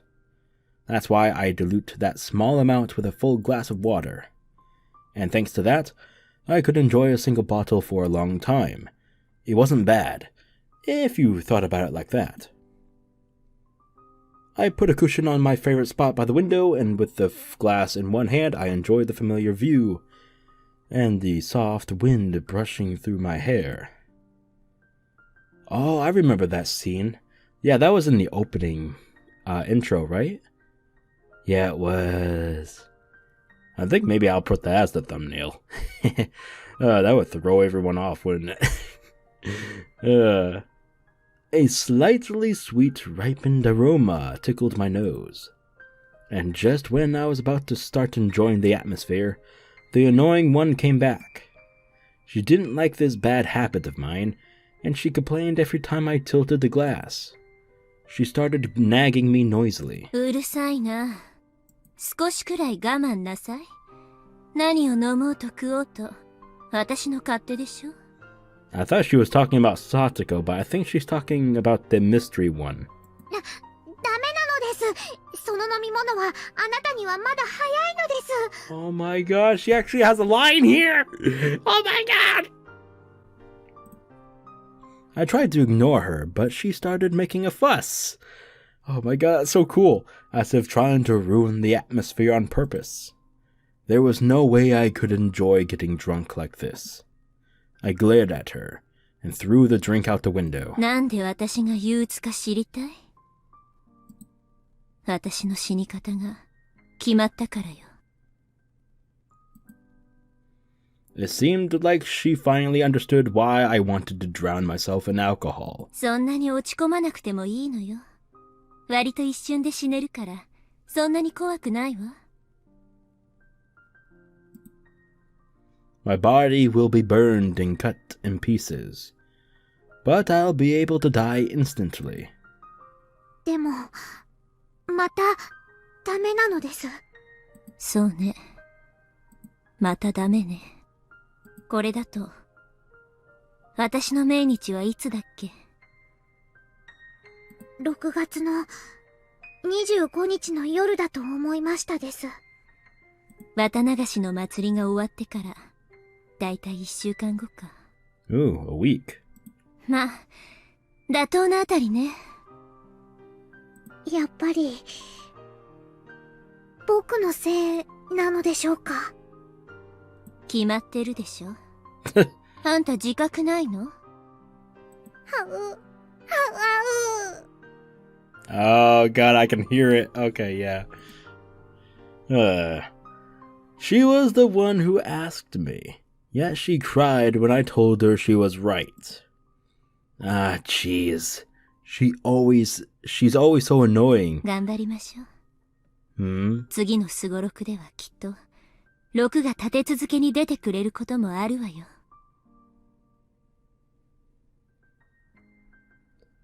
That's one hell of an interesting line.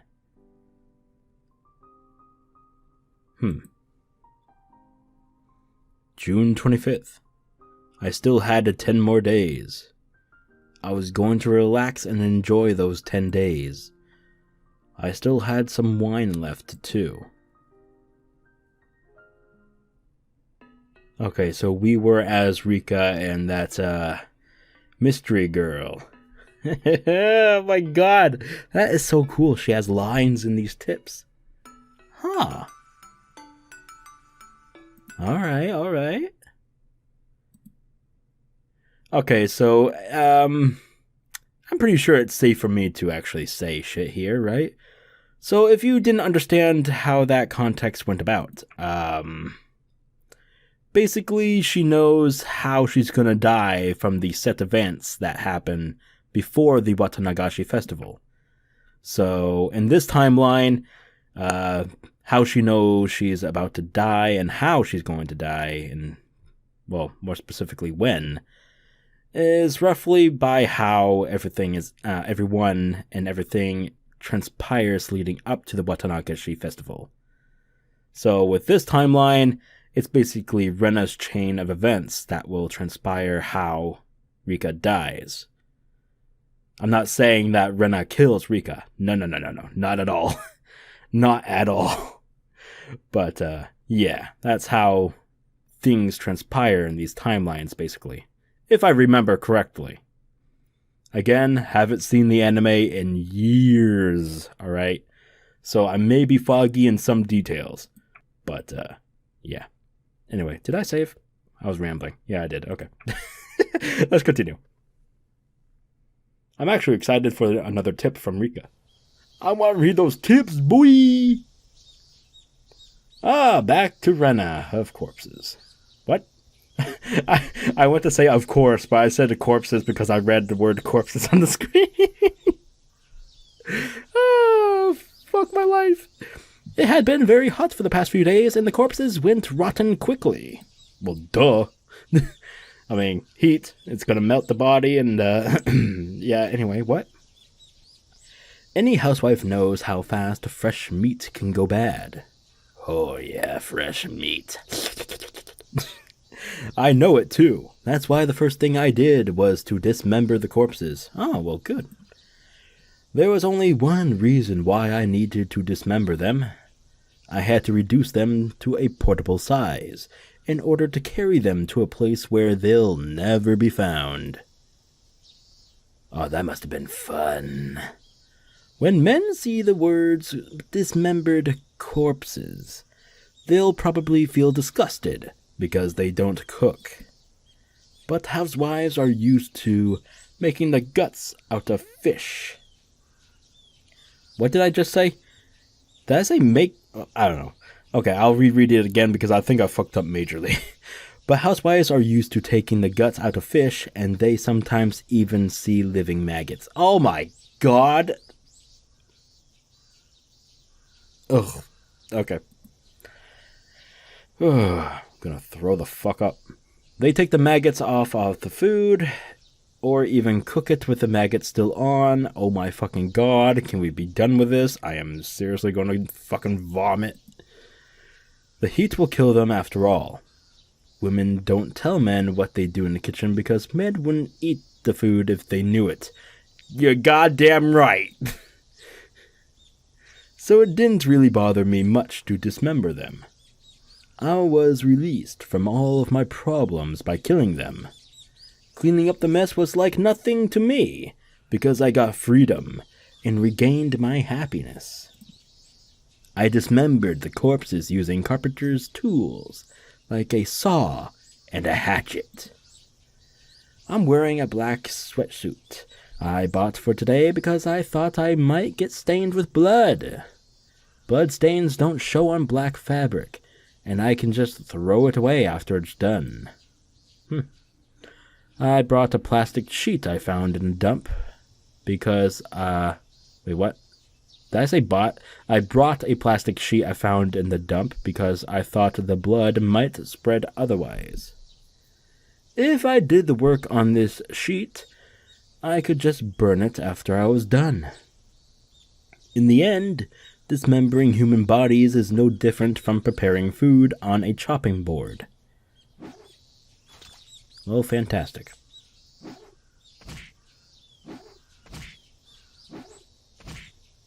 But there would be no blood splatter after a few days of the body being dead, right? It would be just convoluted blood inside the meat. You know what I mean, right? So there would be hardly any blood splatter when you hacked into the body. Whatever. I was very tired from chopping apart 2 adult bodies, but I didn't have a problem doing it. I cut off their arms, legs, and heads, divided each body into 6 pieces. I heard before that blades get easily ruined by fat when you cut apart a corpse, so I brought many kinds of tools. And I was right. I didn't have to go back and forth between here and my house to get another tool in the middle of work. A long time ago, the construction manager was murdered and his body was dismembered here during the dam conflict. He was cut into 6 pieces in the same way. Well, I had 2 bodies, so there was double that, though. I remembered the main suspect was still on the loose, and the victim's arm he hid hadn't been found yet. I wonder where he hid it. I'd like to ask him. I smiled wryly. Unlike the arms, legs, and heads, the torsos were difficult to take care of. Well, yeah. I thought about cutting them into smaller pieces, but I decided against it because I thought it would be troublesome to clean up the guts. I put each piece in a black trash bag and sprayed on a lot of deodorant. I wasn't sure if that would help against the smell, though. Many bugs flew around me while I was dismembering the corpses. After I finished putting all the pieces into each bag, the bugs were still flying around, and that was just because they could smell the blood. After I cleaned up everything, they were all gone. Now all I need to do is get rid of these 12 black bags. Burning them would be easiest, but I don't think I can burn them to ashes without using a cremator. The best way to to bury them somewhere. Other than the torsos, every piece is small enough to fit into my backpack. I could easily carry them without being noticed. I could throw them into the river running through the dam construction site. But if I did that, somebody would find them for sure.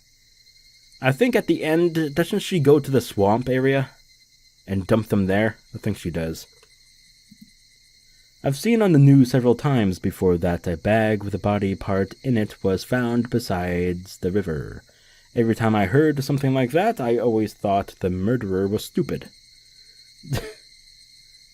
I thought about dumping them into the Onikakushi swamp, but rotten meat floats. Ah, yeah, that's right. I thought about weighting the bags, but there's no guarantee they'd, well, stay down. So that left me one choice, to bury them. There are many unexplored mountains at the end of the abandoned districts around Yaguchi. I butchered that word so hard. And how do you fucking pronounce that? Yaguchi? Oh, fucking Christ. And Takatsudo, whatever. It's probably best to bury them somewhere in the mountains. While it would be safe to bury them here in the garbage dump too, it's not perfectly safe. And so, I'm going to bury all these bags somewhere deep inside the mountain, in order to completely erase the two of them. My joints hurt, since I've been using muscles I don't normally use. I cleaned up the mess very carefully and got into my hideout. While still wearing the sweatsuit, I lay down on the mattress. Not a good idea, but okay, yeah, sure. I washed my hands carefully, but there was still dirt and blood under my nails. I should take a shower later and wash it off completely. When I say things like disposing of corpses, it sounds like I'm the greatest evil of the century. But that's only true if I get caught. What I did isn't a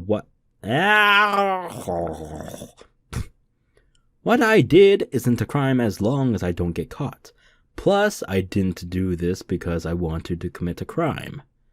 I didn't do anything wrong. I did this to protect my father's life and mine. People might speak ill of me, but I don't care about them. In the end, I don't think anybody can really pass judgment on my sins. Except he who lies above the heavens. What? Sins aren't something to pass judgment on. They're something to confess and to atone for. In other words, nobody can measure the weight of a sin other than the person who committed the crime. Do I regret what I did? Do I feel sorry? No. I don't think I did anything wrong. I truly believe there was no better way than killing them. I'm sure it was the right thing because my life had already started to change since the night I killed them. A few days earlier, I just came home after killing Teppei. My father was cleaning the room Teppei had trashed earlier. His eyes were swollen. He had been crying. レーナ、どこへ行ってたんだ？あの男と話をしてきた。もうリナさんは二度とこの家に来ない。だからあなたも来ないでって言った。だから、あいつはもう来ないよ。そんなのでおとなしくしてくれるやつじゃないぞ、きっと。レイナもしばらくは用心した方がいい。It's hard to explain to him why Teppei would never come back. I can't tell him he shouldn't worry because I killed him. I grabbed ice cubes from the freezer, put them in a plastic bag, and handed it to my father. お父さん。はい。ほっぺた、すごい腫れてるよ。He must have only noticed it just then. ああ、ありがとう。私が片付けるからいいよ。掃除機持ってくるね。レイナ、He called out to me. お父さんが悪かった。ごめんな。仕方ないよ。あいつらは騙すのがなりわいだもん。だから、お父さんは騙されただけだよ。レーナは、あいつらがそういう連中だって知ってたのか？うん。最近だけどね。言っても信じてくれないと思って言わなかった。ごめんね。He looked down. When he told me about how he wanted to get remarried, I told him that they were bad people and that they scammed others with Badger games. But he didn't listen to me. So I was right in saying that he wouldn't have believed me at all. お父さんは母さんとの離婚で落ち込んでいるところを付け入れられたんだよ。お父さんは、本当にダメなお父さんだよな。Then he started talking about how he met Rina, as if trying to absolve his guilt. It was when he was suffering the most, and he needed to drink away his sorrow. At a bar he happened to go into, Rina-san was the one who came to his table. It was her job to be a good listener when her customers talked. Rina must really have been a great listener and offered words of comfort when he talked about the divorce. If he was emotionally stable, he could have taken it as a kindness that she was only offering at the time. But he was so desperate that he took it the wrong way. After that, the tragedy was inevitable. He wanted to believe that it was destiny, and he glamorized everything about her. It would be easy to laugh at him and say that he was just dreaming, but I don't blame him, because being weak is also part of being human. He had plenty of opportunities to grow suspicious of her questionable spending habits, but my father just read even that behavior as an attempt to cheer him up. He bought everything she asked him to, and Rina had landed her catch. He shouldn't have brought his lover to the house where his daughter lived. But he was crazy about her, and he didn't even think about it. お父さんは、お父さんであることを忘れちゃってたんだ。本当にどうかしてた。He started crying. I held his shoulders gently. いいよ。お父さんがそれに気づいてくれたなら、お父さんはお父さんなんだよ。私には一人しかいない。最後の肉親なんだから。Sorry. Yeah, that's what she said. He couldn't stop moaning. We held each other and cried together.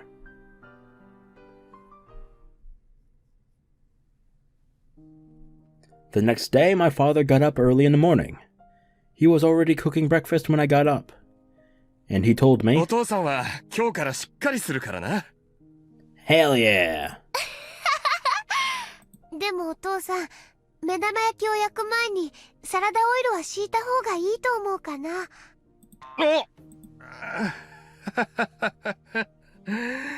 久しぶりの台所なんで。He pried off the burning eggs on the pan with a spatula, and he added salad oil to it. It was too late. Doing that just made an even bigger mess. But I didn't say anything because I wanted to eat his eggs. I waited at the table quietly. He put the burned eggs on a plate and brought them over to me. It looked like he tried to salvage them by adding cheese, but it didn't really work. Still, it smelled good and crispy. It actually stimulated my appetite. Thick cut toast popped out of the toaster. I made coffee with extra milk and sugar because my father liked it sweet. We put everything on the table. It looked terrible, like the cooking class of an elementary school, but to me it was precious, because my father tried very hard to make it, wearing the apron. 匂いだけなら美味しそうだよ。あとは味だね。やっぱり食事はレーナがやった方がいいかもな。これじゃかえって悪い気がする。お父さんが仕事で忙しくなったらまた私が代わるよ。It had been a taboo to talk about work in our house. He hadn't worked since the divorce. It wasn't only because of the divorce, though. He just didn't have to work because the settlement my mother gave him was so huge. Plus, I let him be lazy because I felt guilty about the divorce. But my father cleared his wrongdoing by showing repentance to me. And I also atoned for my sin of not doing anything about my mother by doing what I did the previous night. Now we are free of sin. お父さん、仕事を探してみるよ。今日は職安に行ってこようと思う。それはいいね。It's not money that he wanted. He just needed a normal lifestyle. こんな年で体力もないからな。いい仕事があるか不安だよ。どんな仕事ならいいの？事務の仕事がいいけど、この年じゃなかなか雇ってもらえないだろうな。私の友達に聞いてみるよ。みーちゃんはこの辺りの大地主のお嬢さんだから、ひょっとすると紹介してくれるかもしれないよ。いいよいいよ、仕事くらい自分で探すよ。その程度にはしっかりしないとな。I don't remember the last time we enjoyed breakfast like this. I don't even remember the last time we had breakfast together. For the first time in a long time, the morning light felt refreshing. I wanted to keep enjoying life like this, but unfortunately I had to go to school. I told him that I'd skip school that day and that I wanted him to take me somewhere fun, but he tried to be a good father and said that I had to go to school. じゃあ、私、学校行くね。ああ、行ってらっしゃい。He followed me to the front door. I was a bit embarrassed for some reason. He talked to me while I was tying my shoes. He followed me here not because he wanted to see me off, but because he wanted to tell me something. お父さんは母さんとの離婚の後、ずっと寂しかった。でもお父さんはレイナと一緒だから寂しくなんかないんだ。そうだ、最初から寂しがることなんか何もなかったんだ。お父さん、それを家族って言うんじゃないかな。そうだな。そんなことを娘に教わるようじゃダメだな。じゃあ、ケイチ君を待たせてるから、もう行くね。行ってらっしゃい。ああ、そうだレイナ。今日はお父さんが夕食を作るぞ。食案に行くついでに買い物をしてくる。朝食みたいな失敗はしないから楽しみにしてるんだぞ。楽しみにしてるよ。行ってきます。I left the house. My father saw me off, still in the apron. It was the first step of our new life. I finally regained it. I finally regained everything we lost after we left. Hinamizawa. My mother wasn't around, but I didn't feel sad because I had my father. The cries of the cicadas sounded as if they were celebrating my new life. The sunshine was bright, and the wind was sending up a nice breeze. The only thing that wasn't nice was the ticking clock. I was late because I spent too much time talking with my father. Keiichi-kun might already be gone. I don't think he'd be waiting for me that long. But he was there anyway. よう、おはよう。おはよう。遅れてごめんね。ごめん。いいってことよ。普段は俺がレナを待たせてるんだからな。Sorry for cutting that off. I mean, it was so short, I didn't think they would still be going. Anyway. たまには俺を待たさせろ。ずいぶん遅くなっちゃったね。早足で行った方がいいかな。そうだな。チャキチャキ行こうぜ。さもないと走る羽目になりそうだ。みーちゃんさすがに先に行っちゃってるかな。待ってるだろう、絶対。俺たちは仲間だぜ。絶対に見捨てないし、勝手に行っちゃったりはしないよ。それはそうと、今日は朝からいいことでもあったのか？どうしてかな。いやさ、今朝のレナは普段にも増して上機嫌そうだったからさ、特別なことでもあったのかなって。The good mood I was in must have been too obvious for Keiichi-kun to ignore. I had not only my family but my friends too.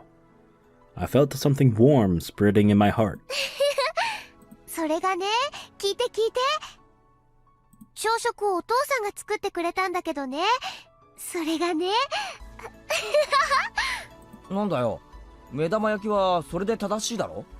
サラダオイルってのはサラダに使うもんなんだろ？みーちゃんたちに教えてあげようっと。How adorable. なんですって？それは許しがたい暴言でございましてよ。おう、上等だぜ。そこまで言うからには直接対決も辞さない覚悟だろうな。おうおう、盛り上がってるじゃない。なんなら今日の部活さ、さとことけいちゃんで外馬行こうか。みーちゃん、外馬って何かな？ああ、外馬ってのはよ、つまり俺とさとこだけで賭けをするってことさ。部活の順位がそのまま勝敗になって、負けた方は俺たちだけのペナルティを課す。Oh shit. つまり、どっちが勝っても負けても、僕はとっても楽しいのです。どうするさとこ。素敵な勝負でございますことよ。部活にビリで罰ゲームな上に、さらに私に負けてダブルで罰ゲームなんて、こんな素敵なことがございまして。よーしさとこ、よく受けたね。よっしゃ、今日の部活は2人の外馬付きでやろう。部活の種目より、罰ゲームを何にするか考える方が楽しいのですよ。確かに楽しいよな。さとこがどんな悲惨な目に遭うか、今から想像できちまうぜ。それはケイチさんのことでございましてよ。ブニー、やりましたわね、ブニほらほら、2人とも勝負はまだ始まってないって。Chei-sensei opened the door and came in. 皆さんお待たせしました。それでは帰りのホームルームを始めますよ。Everybody headed to their seats. みーちゃん、何？ケイチくんとさとこちゃんがとても盛り上がっているところで申し訳ないんだけど。Jesus Christ, that's a lot of fucking... that's a lot of dialogue for just a few words like that. What the fuck? ごめんね。ちょっと今日も用事があって、すぐ帰らないといけないの。そうなの？もう用事じゃ仕方ないな。お家の仕事？うん。家事ってんじゃおじさんは口出しできないな。うちはお手伝いさんに全部任せっきりだからね。たまにはみーちゃんも家事手伝いとかすればいいのに。きっと花嫁修行になるよ。ご安心を。万事その手のスキルに関してはつつがなく習得済みですので。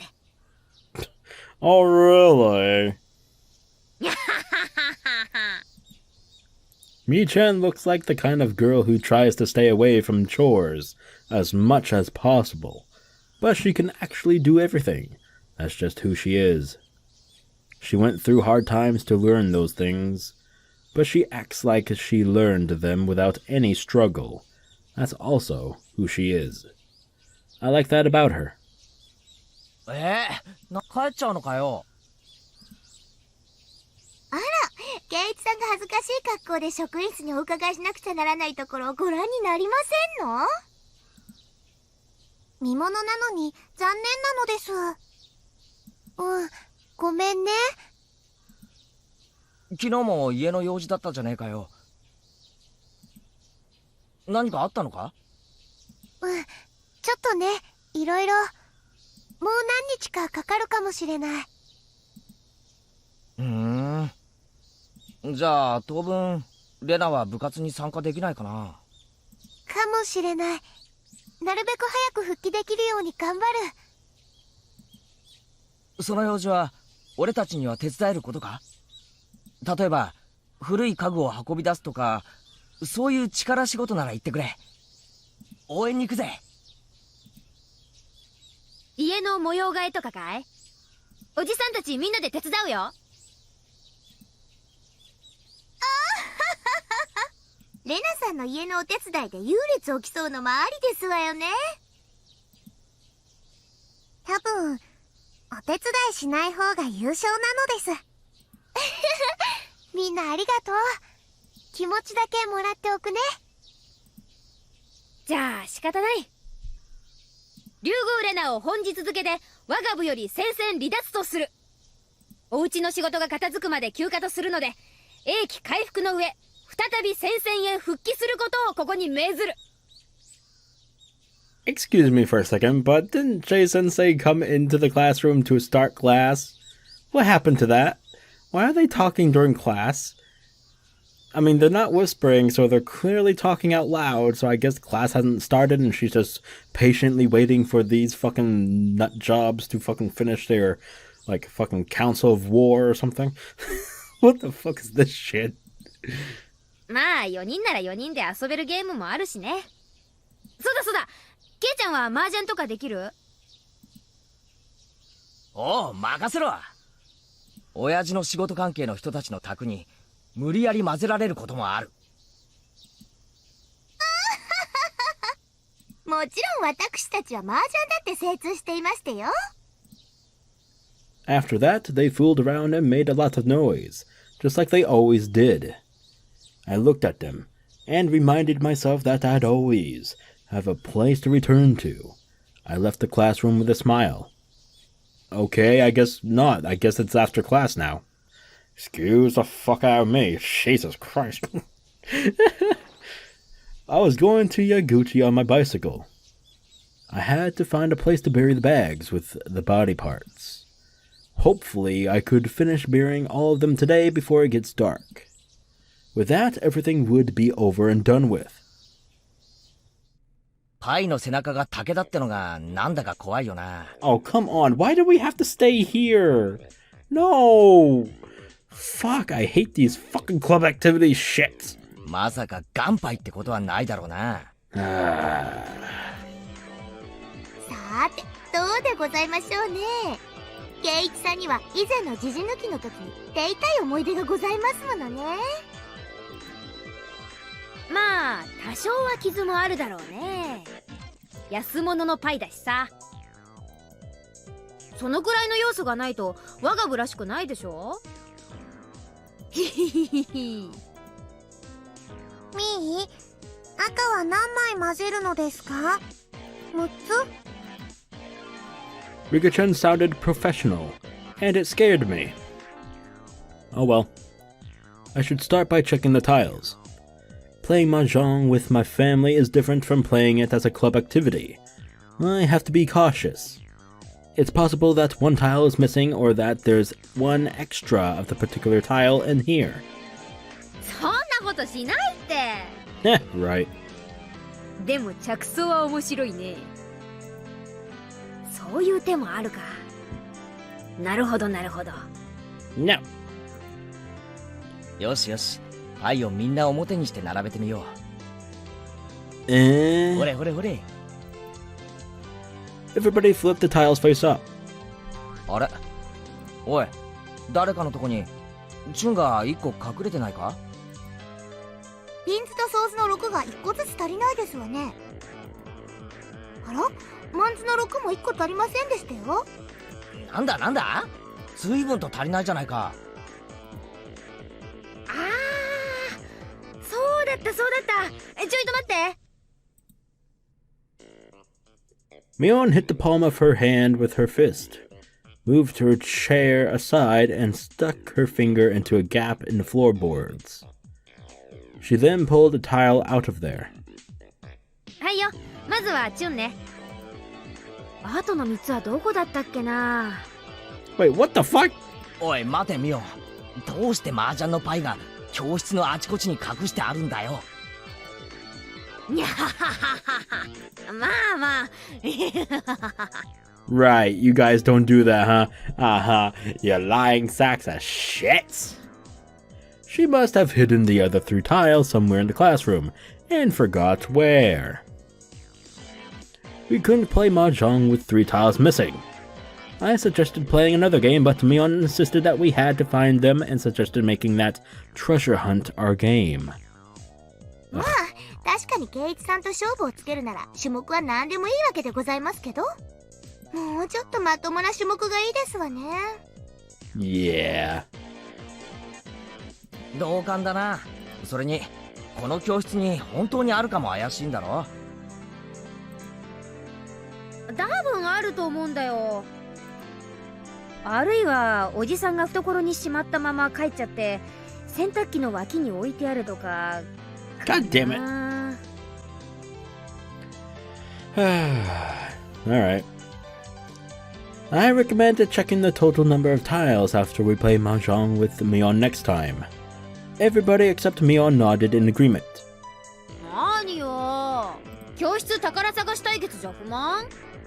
No. つーかミオンのイカ様の後始末だろ。お前の責任でやれ。部活を私的に使うな。ブーブー。じゃあどうする？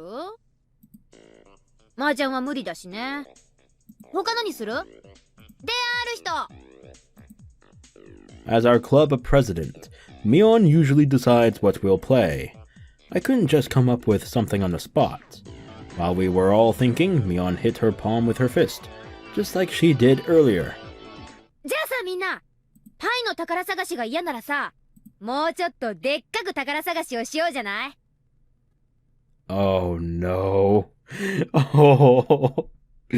We're gonna run into her moving the body parts, aren't we? Woohoo! Oh shit. 宝探しといえば、レナのお家芸。 Fuck. So this is why we're back to being Keiichi's perspective. Ah, okay. ってことはダム現場のゴミ山か。あそこってあんまり行ったことないんですけど、結構広いですわよね。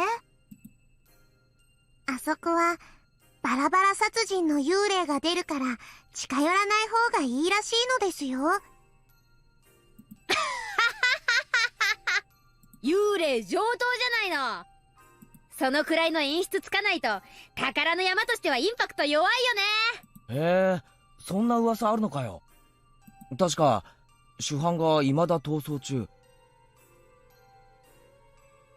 そいつの隠した腕一本が未だ見つからないとか言うんだろ。その腕を探して監督さんが幽霊になってさまよっているという噂があるのです。あらあらリカ、幽霊が嫌いなんですの？いいお年にもなって恥ずかしいですわね。僕は巫女ですから見たくなくても見えてしまうのですよ。うわ、なんだよそれ、霊感ってやつか？確かに見える人には当たり前のように幽霊が見えるって話聞いたことあるな。 That's a fucking reference to you know who. Oh my god. Rika is so sly, man. She's so sly. バカバカしいですわね。リカと一緒にずっと住んでますけど、そんなの一度も見たことありませんでしたよ。さとこに見えてないだけなのですよ。Uh-huh. さとこがお布団で寝てるときはいつもニパーYou always see Nipa. リカ、そこで笑ってはぐらかさないでくださいませ。私が寝てるときは何なんですの？ Wouldn't you like to know? Satoko, I feel sorry for you. You can pretend you're not scared of ghosts during the day, but I'm pretty sure you get scared when it's dark. I'm gonna have to make a silent phone call tonight just to scare the hell out of her. まあ、私も含めてなんだけど、ダム戦争の後に好き好んであそこに出入りする人はいないんじゃないかね。レナくらいだよ。楽しそうにあそこで遊んでるのは。レナのカーイモードの前に幽霊が出た日にゃ、彼岸の向こうからでもお持ち帰りされかねんな。確かにありそうですわね。はう、お持ち帰りって。わはははは. It was so easy to imagine that all of us laughed. じゃあ決まり。今日はゴミ山探検にしよう。幽霊を見つけられたら優勝。辞典は隠された右腕。その次はじゃあレナが気に入りそうな何かだね。レナに見せて白黒をつけてもらうってことでどうよ。私は優勝で、ケイチさんはビリで、ダブル罰ゲームが楽しみですわね。おいおい、サトコいいのかよ。優勝ってことは幽霊。ちょっとやめてくださいませ。暑苦しいですわ。僕もお化けが怖いので、行きたくないのです。もっとは何ですの？もとは、私は全然怖くなんかありませんわよ。Ah, shut up. ケイチさん、お話遊ばせ。では行くよ諸君。出撃準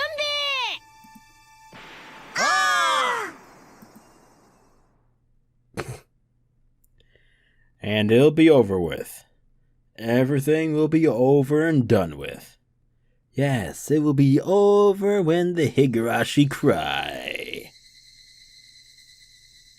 Wait, what? Oh my god.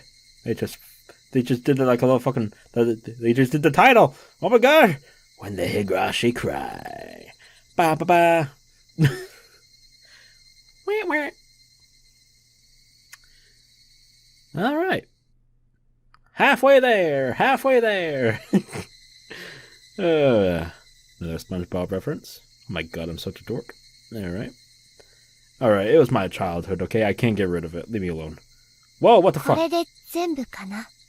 Oh, wait, we're back to the present? Wait, what? Wait, what? I'm so confused.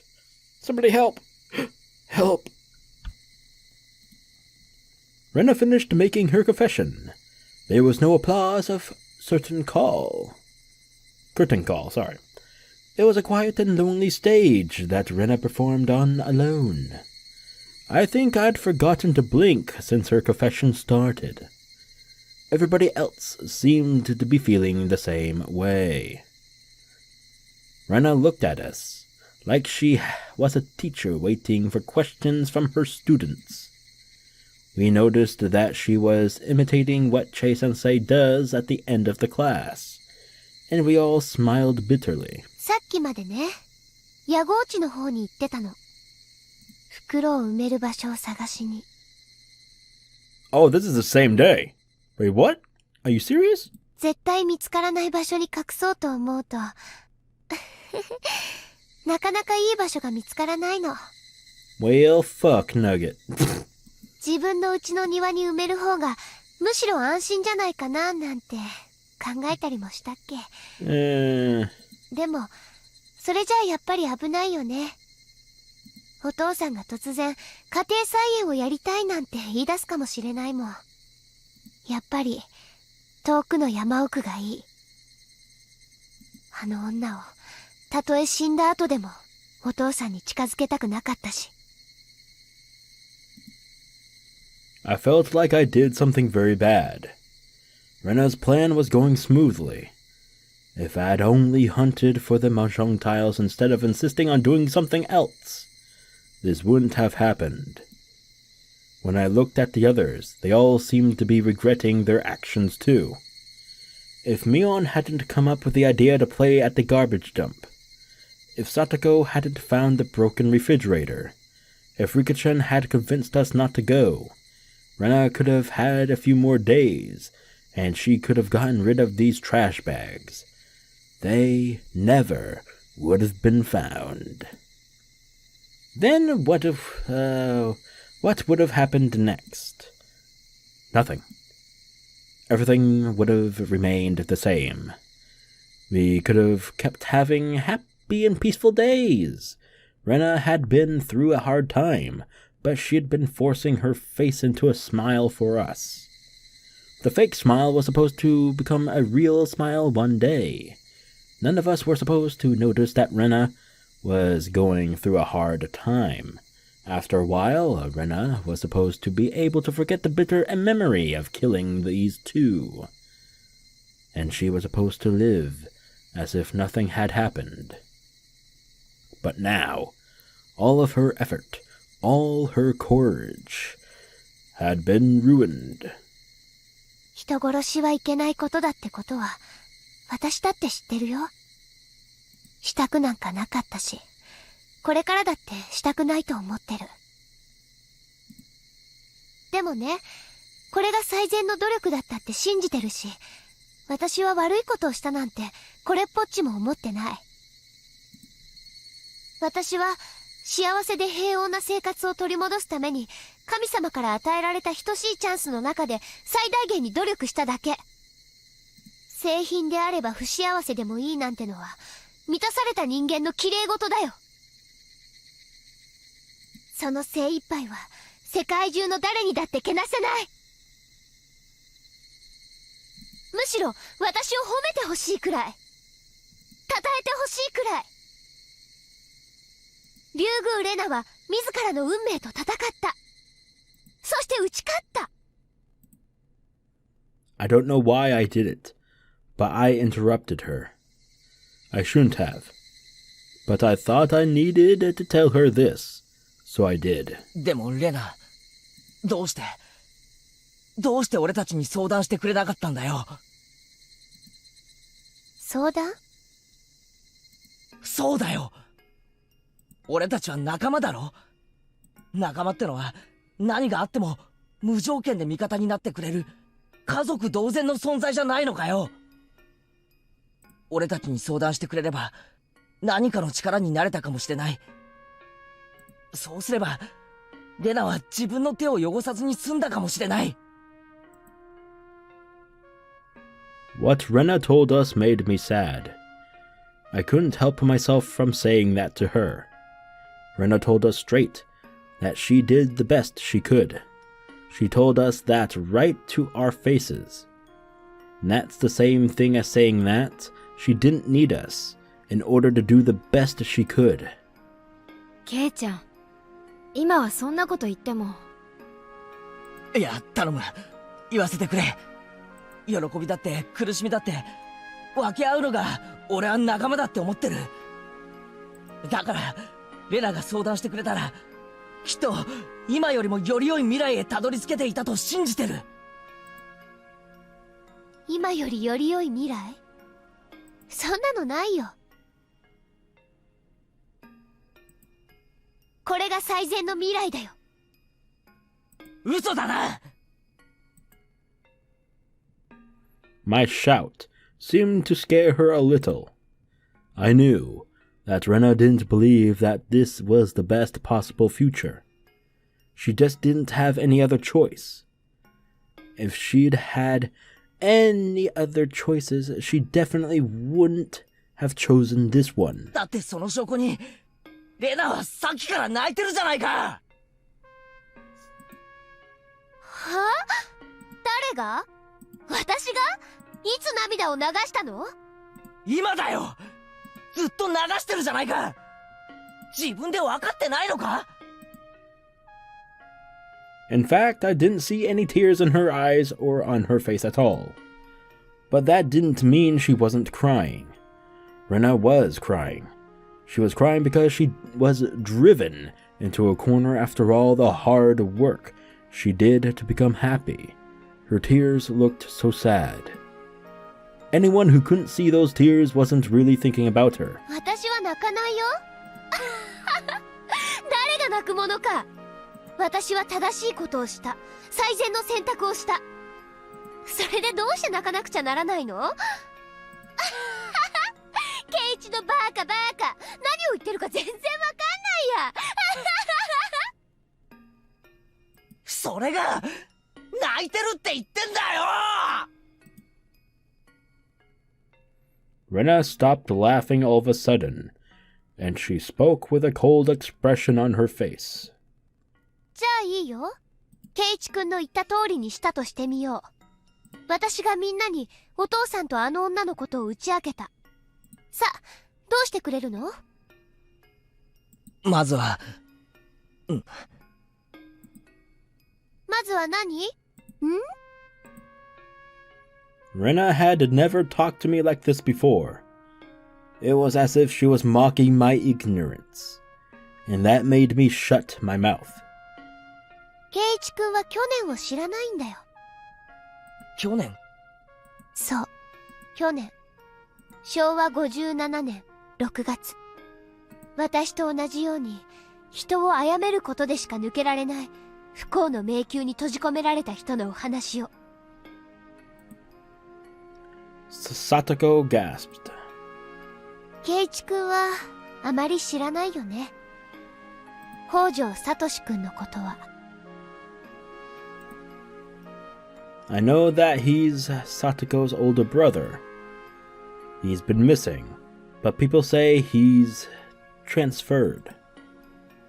There's a rumor that he killed his aunt for Satoko's sake. Therefore, it's been taboo to talk about Satoshi in my class. Actually, in all of Hinamizawa. サトシ君もね、私と同じだった。ただ幸せで平穏な日々が欲しかっただけ。妹と静かに暮らせる生活が欲しかっただけ。ケイチ君も去年殺されたさとこちゃんのおばさんがどういう人だったかは噂聞いてるよね。If what I've heard is true, this is what happened. After Satoko lost her parents, her uncle and aunt got custody of her and her brother. But they were miserable people. Her aunt was especially cruel to Satoko. Satoshi was the kind of guy who wouldn't even hurt a fly.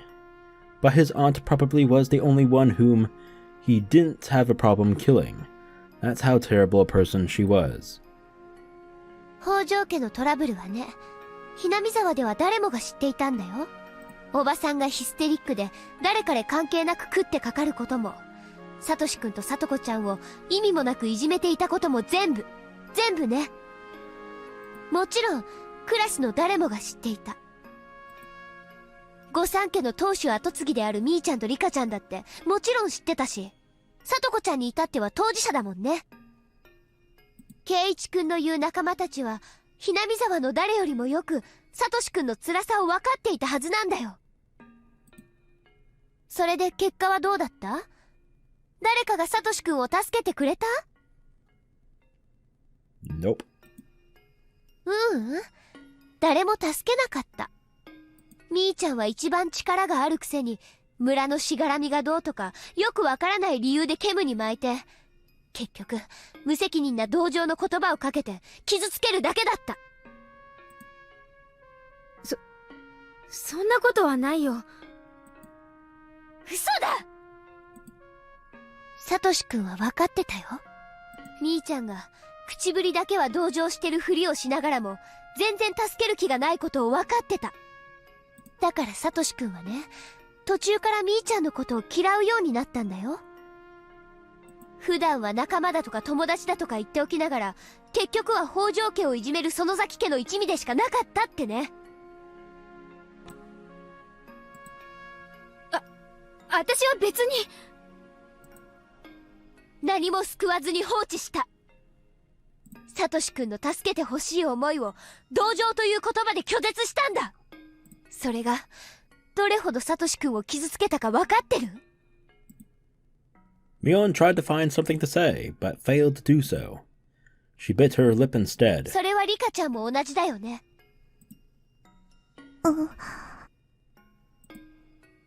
Now Rena was pointing fingers at Rika-chan. Unlike Mion, Rika-chan looked emotionless and empty, just like Rena did. リカちゃんは確かにみーちゃんに比べたらその発言力は微々たるものかもしれない。でも神社に出入りしてるお年寄りたちにとても大きな発言力を持っていたはずだよ。リカちゃんにもできる努力があったのにしなかった。リカちゃんも結局はみーちゃんと同じ。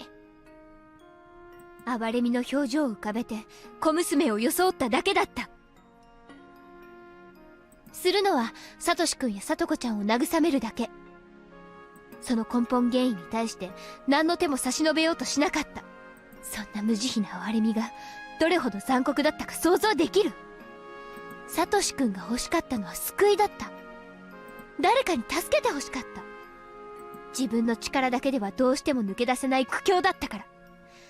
首まで沈もうとする沼の中で精一杯手を伸ばして誰かに掴んでもらうことを期待していたんだよ。そうね。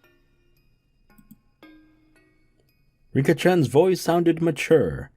It was very different from how she usually sounded. サトシたちを救う方法がわからなかったから慰めることしかしなかった。それにかまけ救う何かを探し続けなかった罪は否定しないわ。わかってるじゃない。Rena gave her a twisted smile. That ugliness caused me to look away. そしてサトコちゃん、あなたに信じられるかわからないけれど、あなたの罪はとても重い。I didn't understand why she was blaming Satoko. I tried to take her side, but I gasped in surprise when I looked at her. She looked like she was accepting the sin that Rena had mentioned. Satoko must have wanted to confess her sin before Rena pointed it out to her. And so Satoko opened her mouth first. 信じてくださるかどうかはわかりませんけど、ちゃんと気づいてますのよ。その罪。そうなんだ。ニーニーがいなくなってしまったあの夜に気づきましたのよ。それをどうしてニーニーがいるうちに気づけなかったのか。わかるよ、その気持ち。後悔した時にはもう遅いというのは私も同じだったから。だから私は同じことがもう一度起こったから今度は戦った。さとこちゃんのその罪はきっと将来あがなえるよ。その罪に気づけたならきっとね。それでももうニーニーは帰ってきませんのね。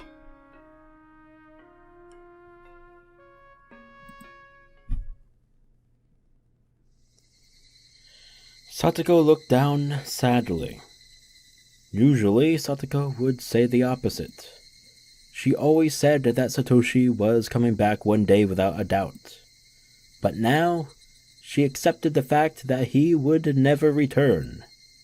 She accepted it easily, as if she knew it already, because he's her brother. ね?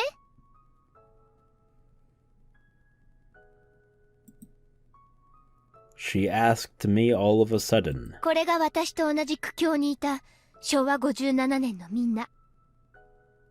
サトシ君は自分を助けてくれそうな人たちにはみんなに全てを話したよ。助けてほしいと言ったし、辛いとも言った。打ち明けた、相談した。転校してきたばかりの私にまでね。それはみっともないことじゃない。本当に不幸な人はね、必死なんだよ。サトシ君は自分でも懸命に頑張ってた。それでもどうにもならないからみんなに助けを求めた。ずっと求めてた。でもね、これが圭一君の言う無条件で味方になってくれる仲間たちの体たらくなんだよ。仲間なんて楽しくてどうでもいい時間を一緒に寄り合って過ごすだけのお友達。本当に辛い時に味方になってなんてくれないんだよ。昔からそうだったよ。引っ越し先でもそうだったからね。だから私、自分がサトシ君と同じ状況になったと知った時、私は仲間に打ち明けるのなんかやめようってね。だってどうせ誰も助けてくれないし助けられないものなら、同情なんて気がめいるだけなんだよ。せめて学校にいる間くらい楽しく過ごした方が気が紛れていいかもしれないもの。実際みんなと楽しく過ごす学校の時間は楽しかったよ。とっても幸せだった。あの女たちとのトラブルをわずかの時間でも忘れることができて本当に良かった。サトシ君もそれに気づけていたらよかったね。そうだったなら学校での時間くらいは楽しく過ごせて、あそこまで心を追い詰めずに済んだかもしれない。どうせ自らの手で叔母を殴り殺す以外に解決方法はなかったのだし。転校してきたばかりで村のこともほとんど覚えていない私には、サトシ君をどう助けてあげればいいかわからなかった。できるのは話を聞いてあげて少しでも心を軽くしてあげるだけ。でもそれ以上に助けることができたのかもしれないし、私もその努力を怠っていたかもしれない。それなのに昭和57年の私はサトシ君と仲間のつもりだったんだよね。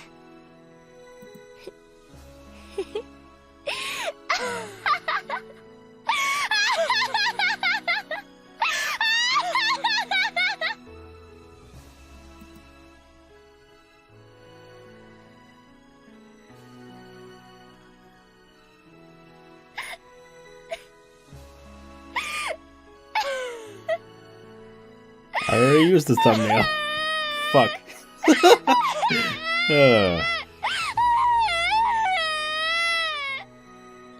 Well, too late.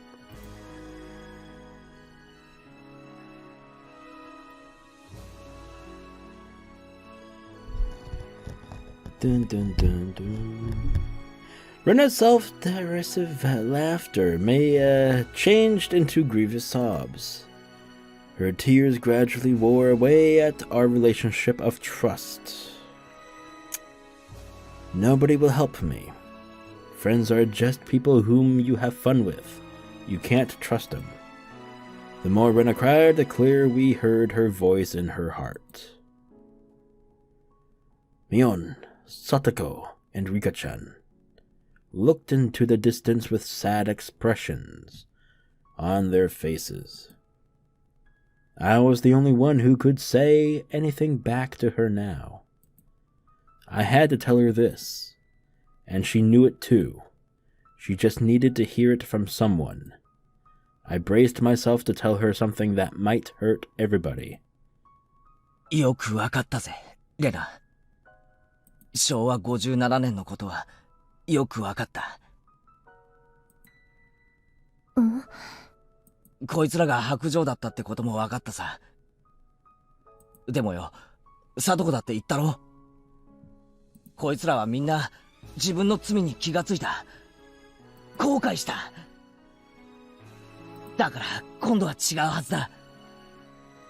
今度は仲間の苦しみを真に理解して助けてくれるはずなんだ。去年いなかった人に言われても信憑性ないね。ああ、そうだ。俺は去年いなかった。だから残念だぜ。去年の俺がもしここにいたならば、サトシのために絶対に戦った。そうだ。嘘じゃねえ。俺はひなみざわに来てからどれだけ仲間がかけがえのないものかを知った。だからそんな仲間たちを救うためなら俺はどこまでも戦うぜ。サトコやサトシをいじめるおばがそんなにもうぜえやつなら、サトシになんかもったいねえ。この俺が叩き殺してやった。ものの1500秒でだ。躊躇なんかしねえぞ。速攻だ。学校の倉庫あたりから金属バットの一本もちょろまかして即ぶっ殺してた。口先だけならどうとでも言えるね。人を殺すのにどれだけの思い切りがいるかも知らないくせに。知らねえし知る必要もねえな。仲間を救う以上の義務がどこにあるってんだ。圭一君は全然分かってない。人を殺すことがどれだけ汚らわしい行為で、どれだけ自らを美化しようとも決して振り払えない汚れであることを分かってない。そうだな。確かに仲間を救うためでも直ちに人殺しってのは短絡的すぎるよな。レナの言い分に相反するようで悪いけど、悪いことに悪いことで立ち向かうってのは多分うまくいかないようにできていると思うんだ。仲間のためなら人殺しだって厭わないその精神だけは立派だと思う。だけどな、悪いことで得た平穏ってのは絶対に長く続いたりしないんだ。それを人は本能的に知ってるから悪いことを嫌うんじゃないかと思うんだ。何それ。圭一君が何を口走ってるのかよくわかんないよ。She didn't have to tell me that. I was aware I wasn't making any sense. But, for some reason, I could easily imagine a world like that. A world in which I saved my precious friends by committing an evil act. The peace I seized by doing that evil deed didn't last long. It got worse. It ended in a way as terrible as the sin I committed. This was a memory that shouldn't exist. I don't know why, but I know for a fact that it happened in that world of possibility. すまん。俺も自分で何を言ってるのか意味がわからなくなった。This is where pieces start lining up. I like that.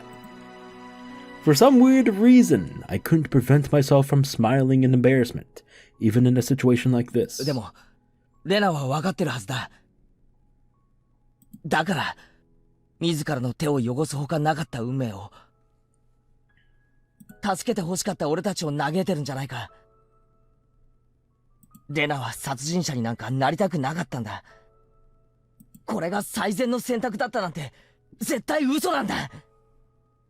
だからさっきからずっと泣き続けているんじゃないか。そうだ、嘘だ、嘘だ、嘘だ、そんなのは嘘だ。嘘かどうかはお前が一番知ってるんじゃねえか。最初から後悔してるんだろ。たとえ誰にも知られることなく死体を隠せたとしたって一生両手についた血は落とせないんだ。そんな十字架を背負って生きていく苦痛をどうやってごまかす。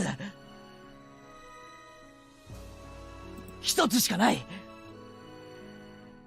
これしか方法がなかったと思い込むことだけじゃないか。それはつまり仲間に相談する価値がないって思うこと、仲間を一生否定し続けるってことだぞ。レナにとって俺たちはその程度の存在だったのか。違うだろ。本当に助け合える関係なのが仲間だってことを一番最初から信じてたんだろ。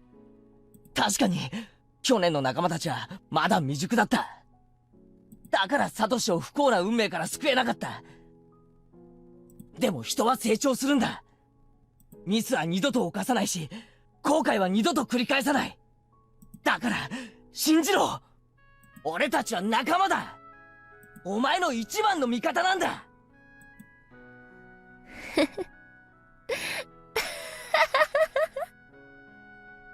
つまりそれは私も未熟だったってこと？そうだ。仲間たちが日々成長していることを信じられなかったレナも未熟だ。だがそれを責める気はないぜ。俺たちだってレナが一人悩むのを今日まで気づけなかった。人は語り合うことでしか胸の内を明かせない。だから今日のこの場までは仕方がなかったことかもしれない。そういう意味では言いたくはないが、今日という日がレナにとって最善の選択の向こうにあったことを認めざるを得ないかもしれない。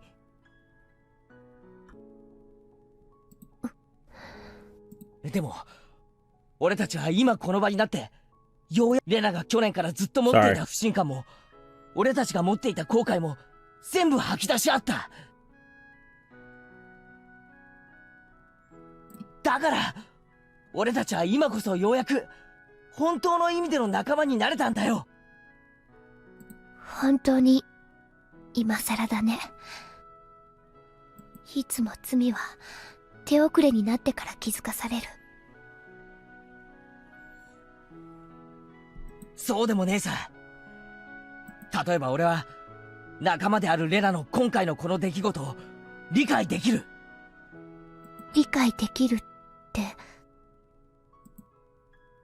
人の命を奪うのは許されることじゃないっていう道徳的なことはもちろん理解している。でもそれを理解した上で、仲間であるレナがこうするほかなかったことを理解する。だから俺はレナを汚らわしいと思わないし、恐ろしいとも思わない。次に同じようなことがあったら、今度はこういう結果にならないように悩み合おう。だけどすでに起こってしまったこの出来事を俺は理解する。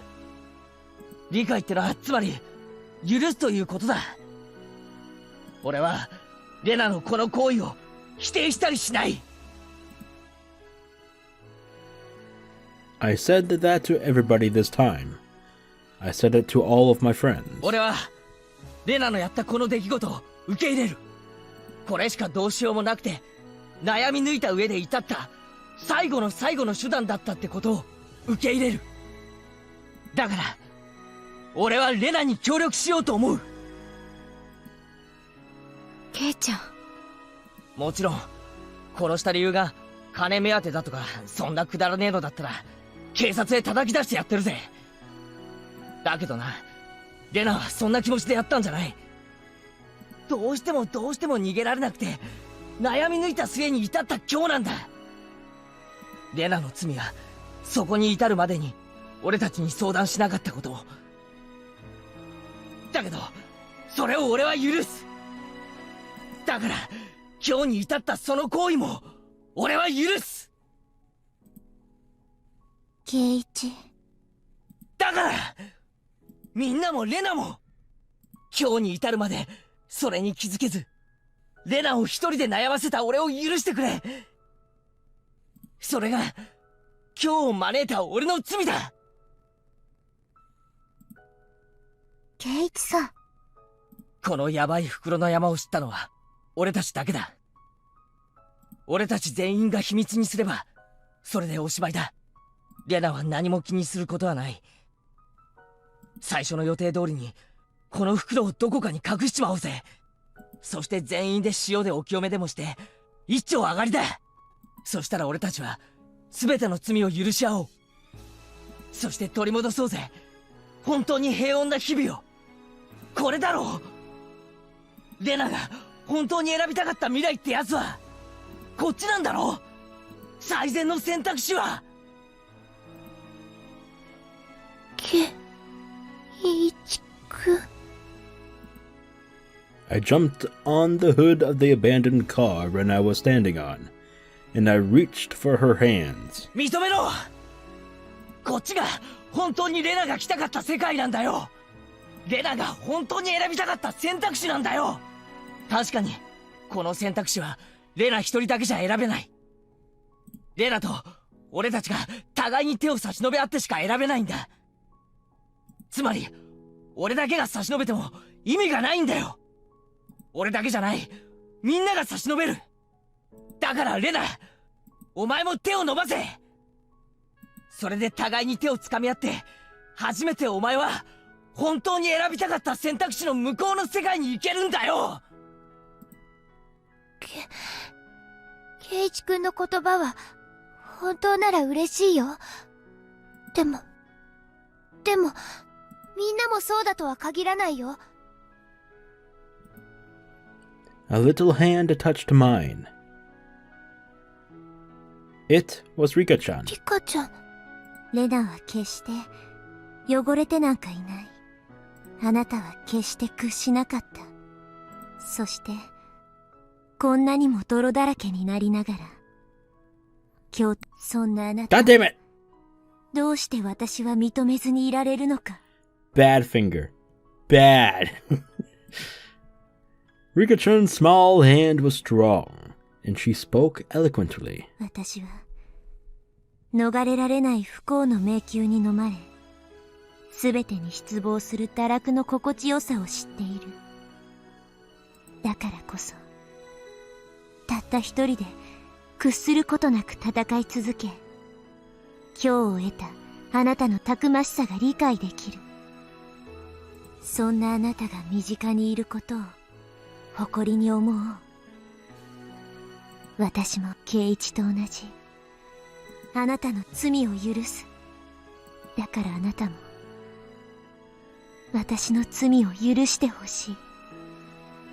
リカちゃん、私は無力な小娘だけれどきっと戦えた。自分も運命に屈しない。レナのように戦う。だから私をあなたの仲間として許してもらいたい。 Rika-chan usually acts childish, but now she was like a totally different person. She meant every word she was saying. And then another little hand reached out to ours. サトコ。 Satoko put her hand over mine and Rika-chan's. She didn't say anything, looking down for a while. Rika-chan urged her to speak. 私もリカも両親を失って一人ぼっちですけれど、今日までそれを嘆いたことはありませんでしたよ。皆さんという仲間という家族がいたから。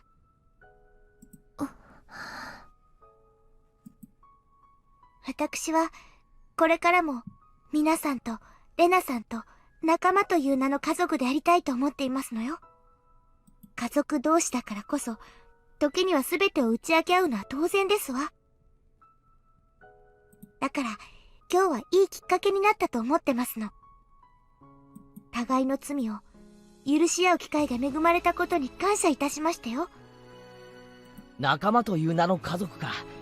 サトコにしちゃいい例えだな。レナさんの罪を許しますわ。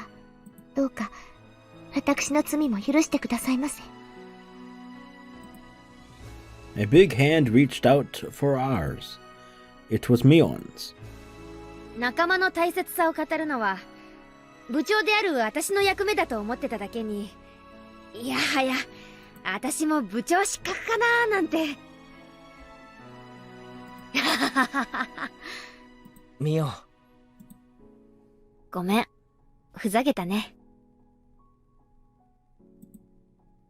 Mion still smiled and scratched her head. レナの境遇を察しなかったことを仲間として部長として恥じるよ。許してほしい。もちろんレナが私たちに相談しなかったことも許すよ。それは私が打ち明けるに足る存在じゃなかったってことだからね。私はリーダーであらねばと日々努力しているはずなのに全然至ってなかった。その未熟さは私の責任だから、レナの罪を許す。レナ、俺たちは全員手を重ねて差し伸べたぞ。こっちは全部揃った。あとはお前だけなんだ。手を伸ばせ。こっちへ来い。お前が本当に来たかった世界はこっちなんだ。もう手は全員が差し伸べてる。あとはレナだけなんだ。だからためらうな。レナは人殺しだよ。きっとみんなに迷惑をかけるよ。レナ、私たちは。リカちゃん、もう余計なことは言わなくていい。俺たちは全員で手を重ねて差し伸べている。この事実にこれ以上上塗りする言葉は何も必要ない。だからレナにだって言葉はいらないんだ。ただ黙ってこっちへ手を伸ばせばいいんだ。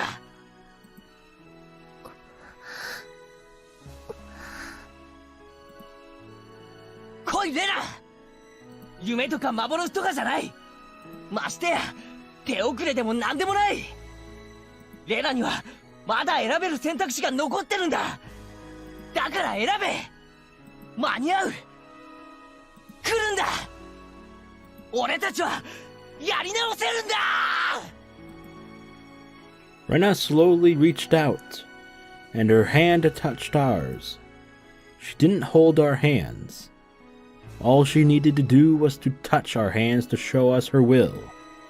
Rena chose to live, to share her life with her friends, rather than to refuse them for the rest of her life. I took a step closer to her and firmly grabbed her wrist. It was getting dark, and some stars had appeared in the sky. We all forgave each other for our sins for the first time, and it was a little embarrassing, but Rena's tears made us all cry, and we just kept crying together. We stood in a circle, holding each other by the shoulder, and putting our heads together in the middle. We are a family of friends. We forgave each other, and were happy together. There's a memory in the back of my mind, but it's not supposed to exist. I tried to save one of my friends in that world. In order to do that, I rejected all of my other friends. I acted recklessly alone, and I brought about the end of the world. The situation we had were... Okay, hold on.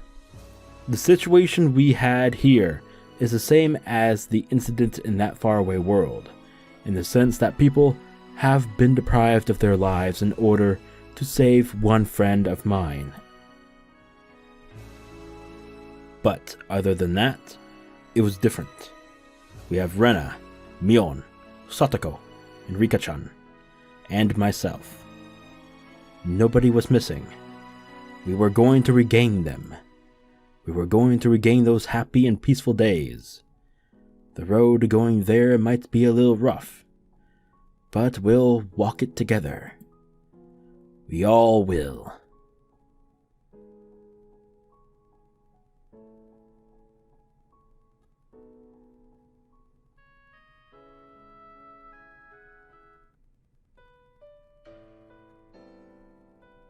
We went to the place in the mountains of Yaguchi that Rena had picked for bearing the bags.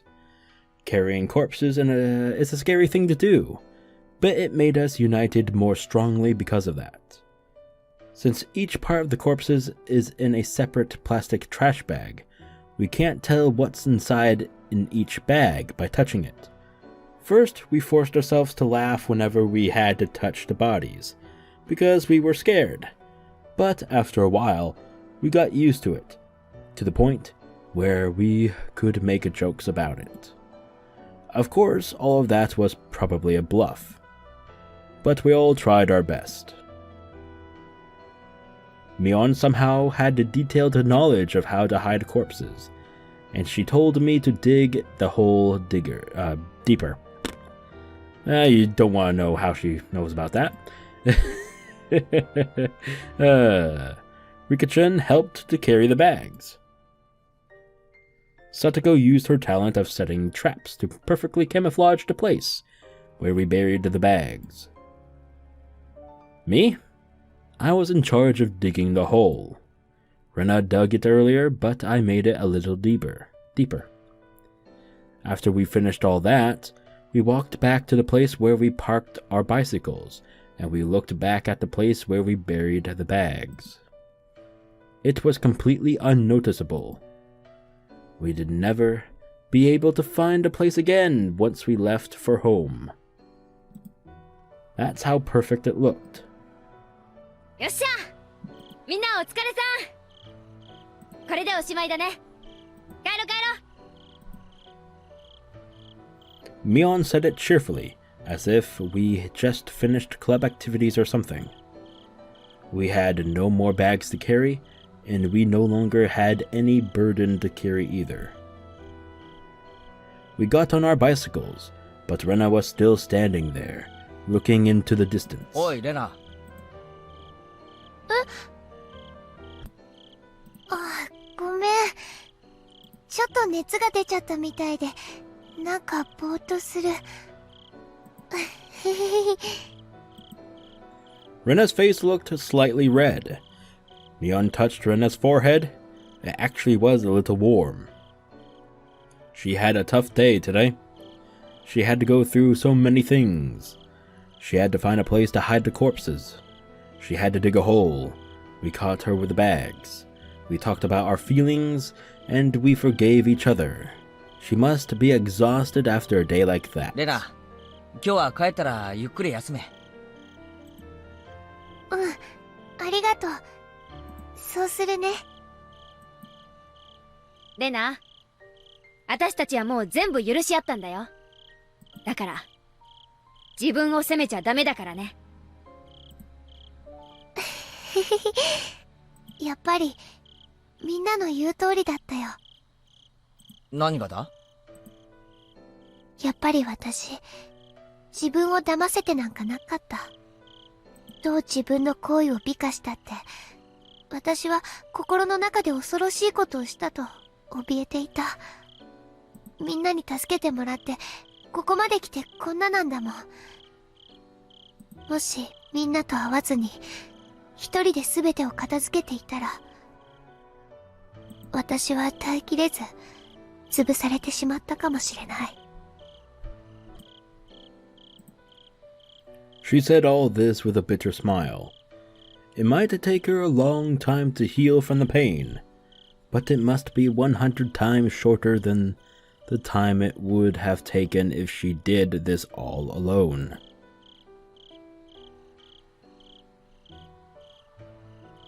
Rena's home was the closest from here. Rena went her way, and the four of us were left behind. Mion made a suggestion. 明日からなんだけどさ、みんな揃って今日のことを忘れるのがいいと思うんだけど、どう思う？そうですわね。それが一番レナさんにとって優しいことになると思いますわ。レナは強い人です。僕たちがそう振る舞えば、レナもそう振る舞ってくれますですよ。振る舞いもずっと続けてれば本当になるって言うもんな。語らないことで、そのうち私たちは忘れていくよ。そして完全に忘れきった時が私たちのゴールだね。おそらくその日は一生かけて来るか来ないかを探ることになると思いますです。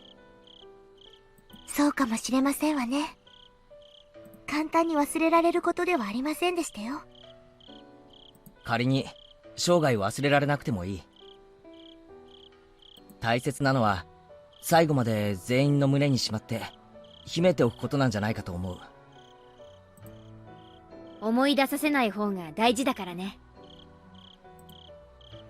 We nodded in agreement, just as my house came into view. じゃあな、みんな。明日また学校でいつもの通りに。いつもの通りに。いつも通りにトラップに引っかかり遊ばせですわね。じゃあね、ケイちゃん。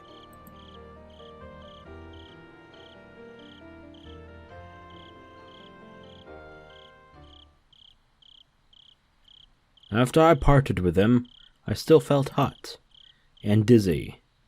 It felt really weird. I was even staggering to the front door. I felt as if I was floating in the air, like I just took some very strong cold medicine. Today, something very shocking, something that made me super happy, and something very embarrassing happened to me. I felt as if my heart and mind were about to explode because they were filled to the brim with both happiness and sadness.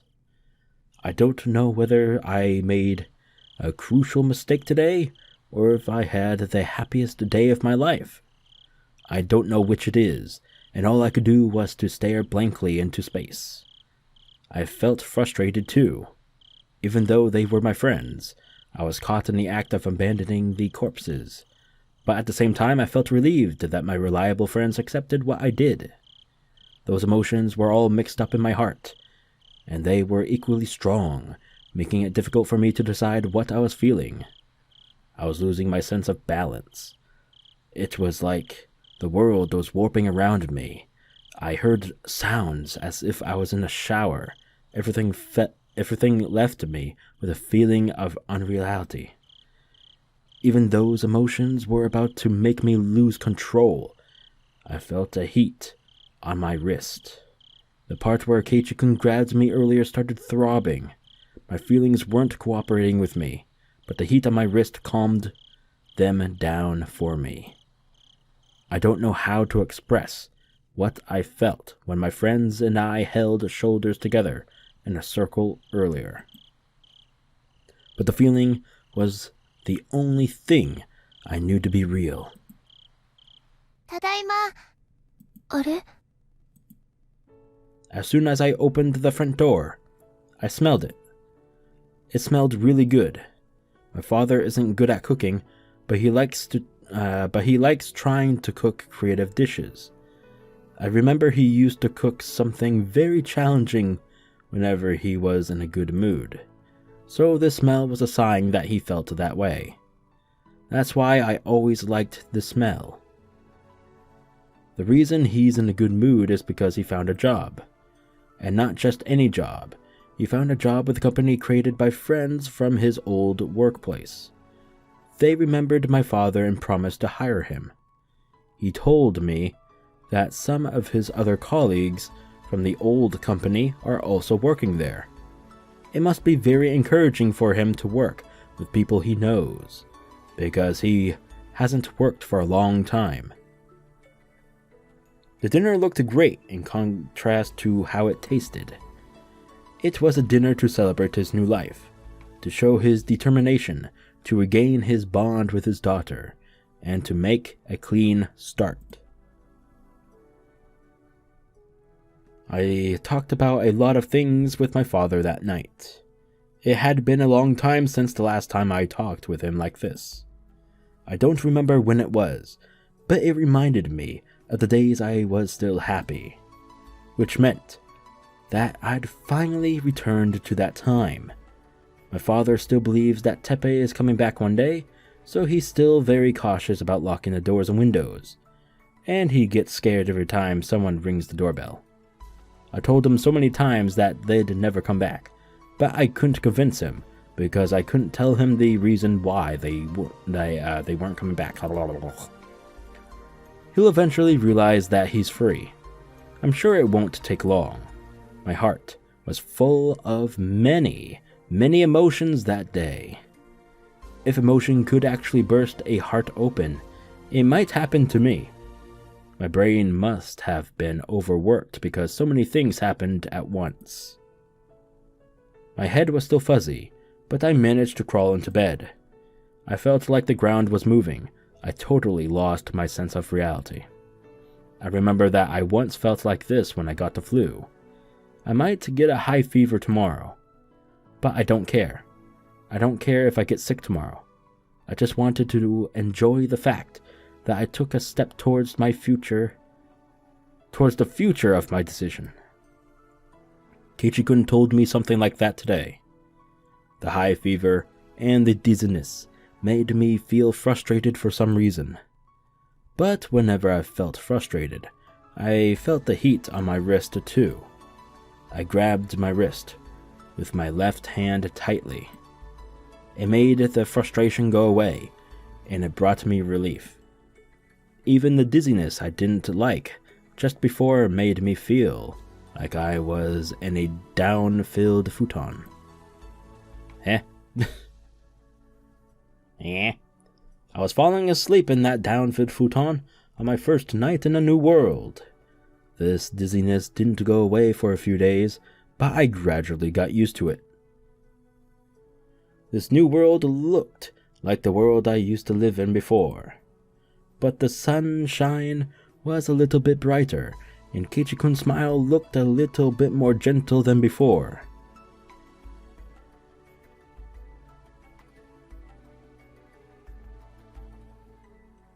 We made more noise than we used to.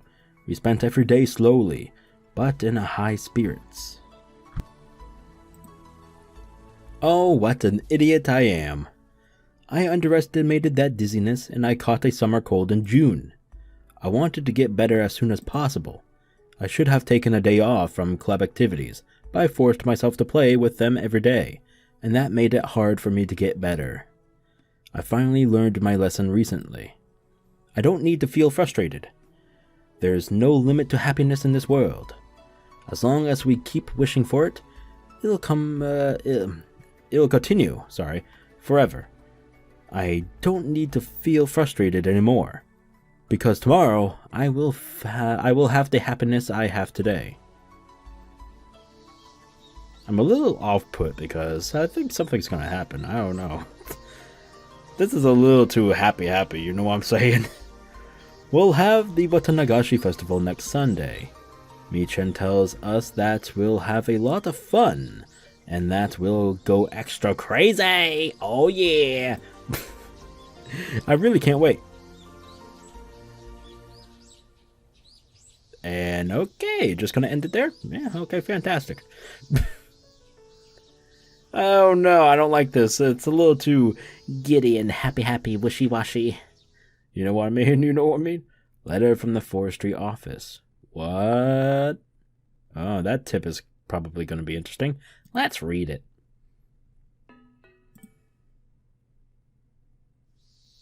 It's still June, yet the air is filled with the cries of the cicadas. Cicadas! How's everyone in Hinamizawa doing? The Watanagashi Festival is coming just around the corner. We staff members from the forestry service are going to perform a wood sculpting demonstration at the festival. We'll be happy to lend out our tools and teach your kids how to sculpt wood themselves. It'll be an excellent memorial gift. Also, we would like to inform everyone that we're going to cut down trees in the local hills this summer as part of the Forest Landscape Management Project. This project involves preserving the beauty of the forest by cutting down old trees and planting new ones. Oh, fuck. Okay, I can see how this is related to the, Great, yeah, okay. So they're gonna find the body parts, and it's gonna become a whole fucking thing. Fantastic. The Forestry Service needs volunteers who are interested in helping us cut down the old trees.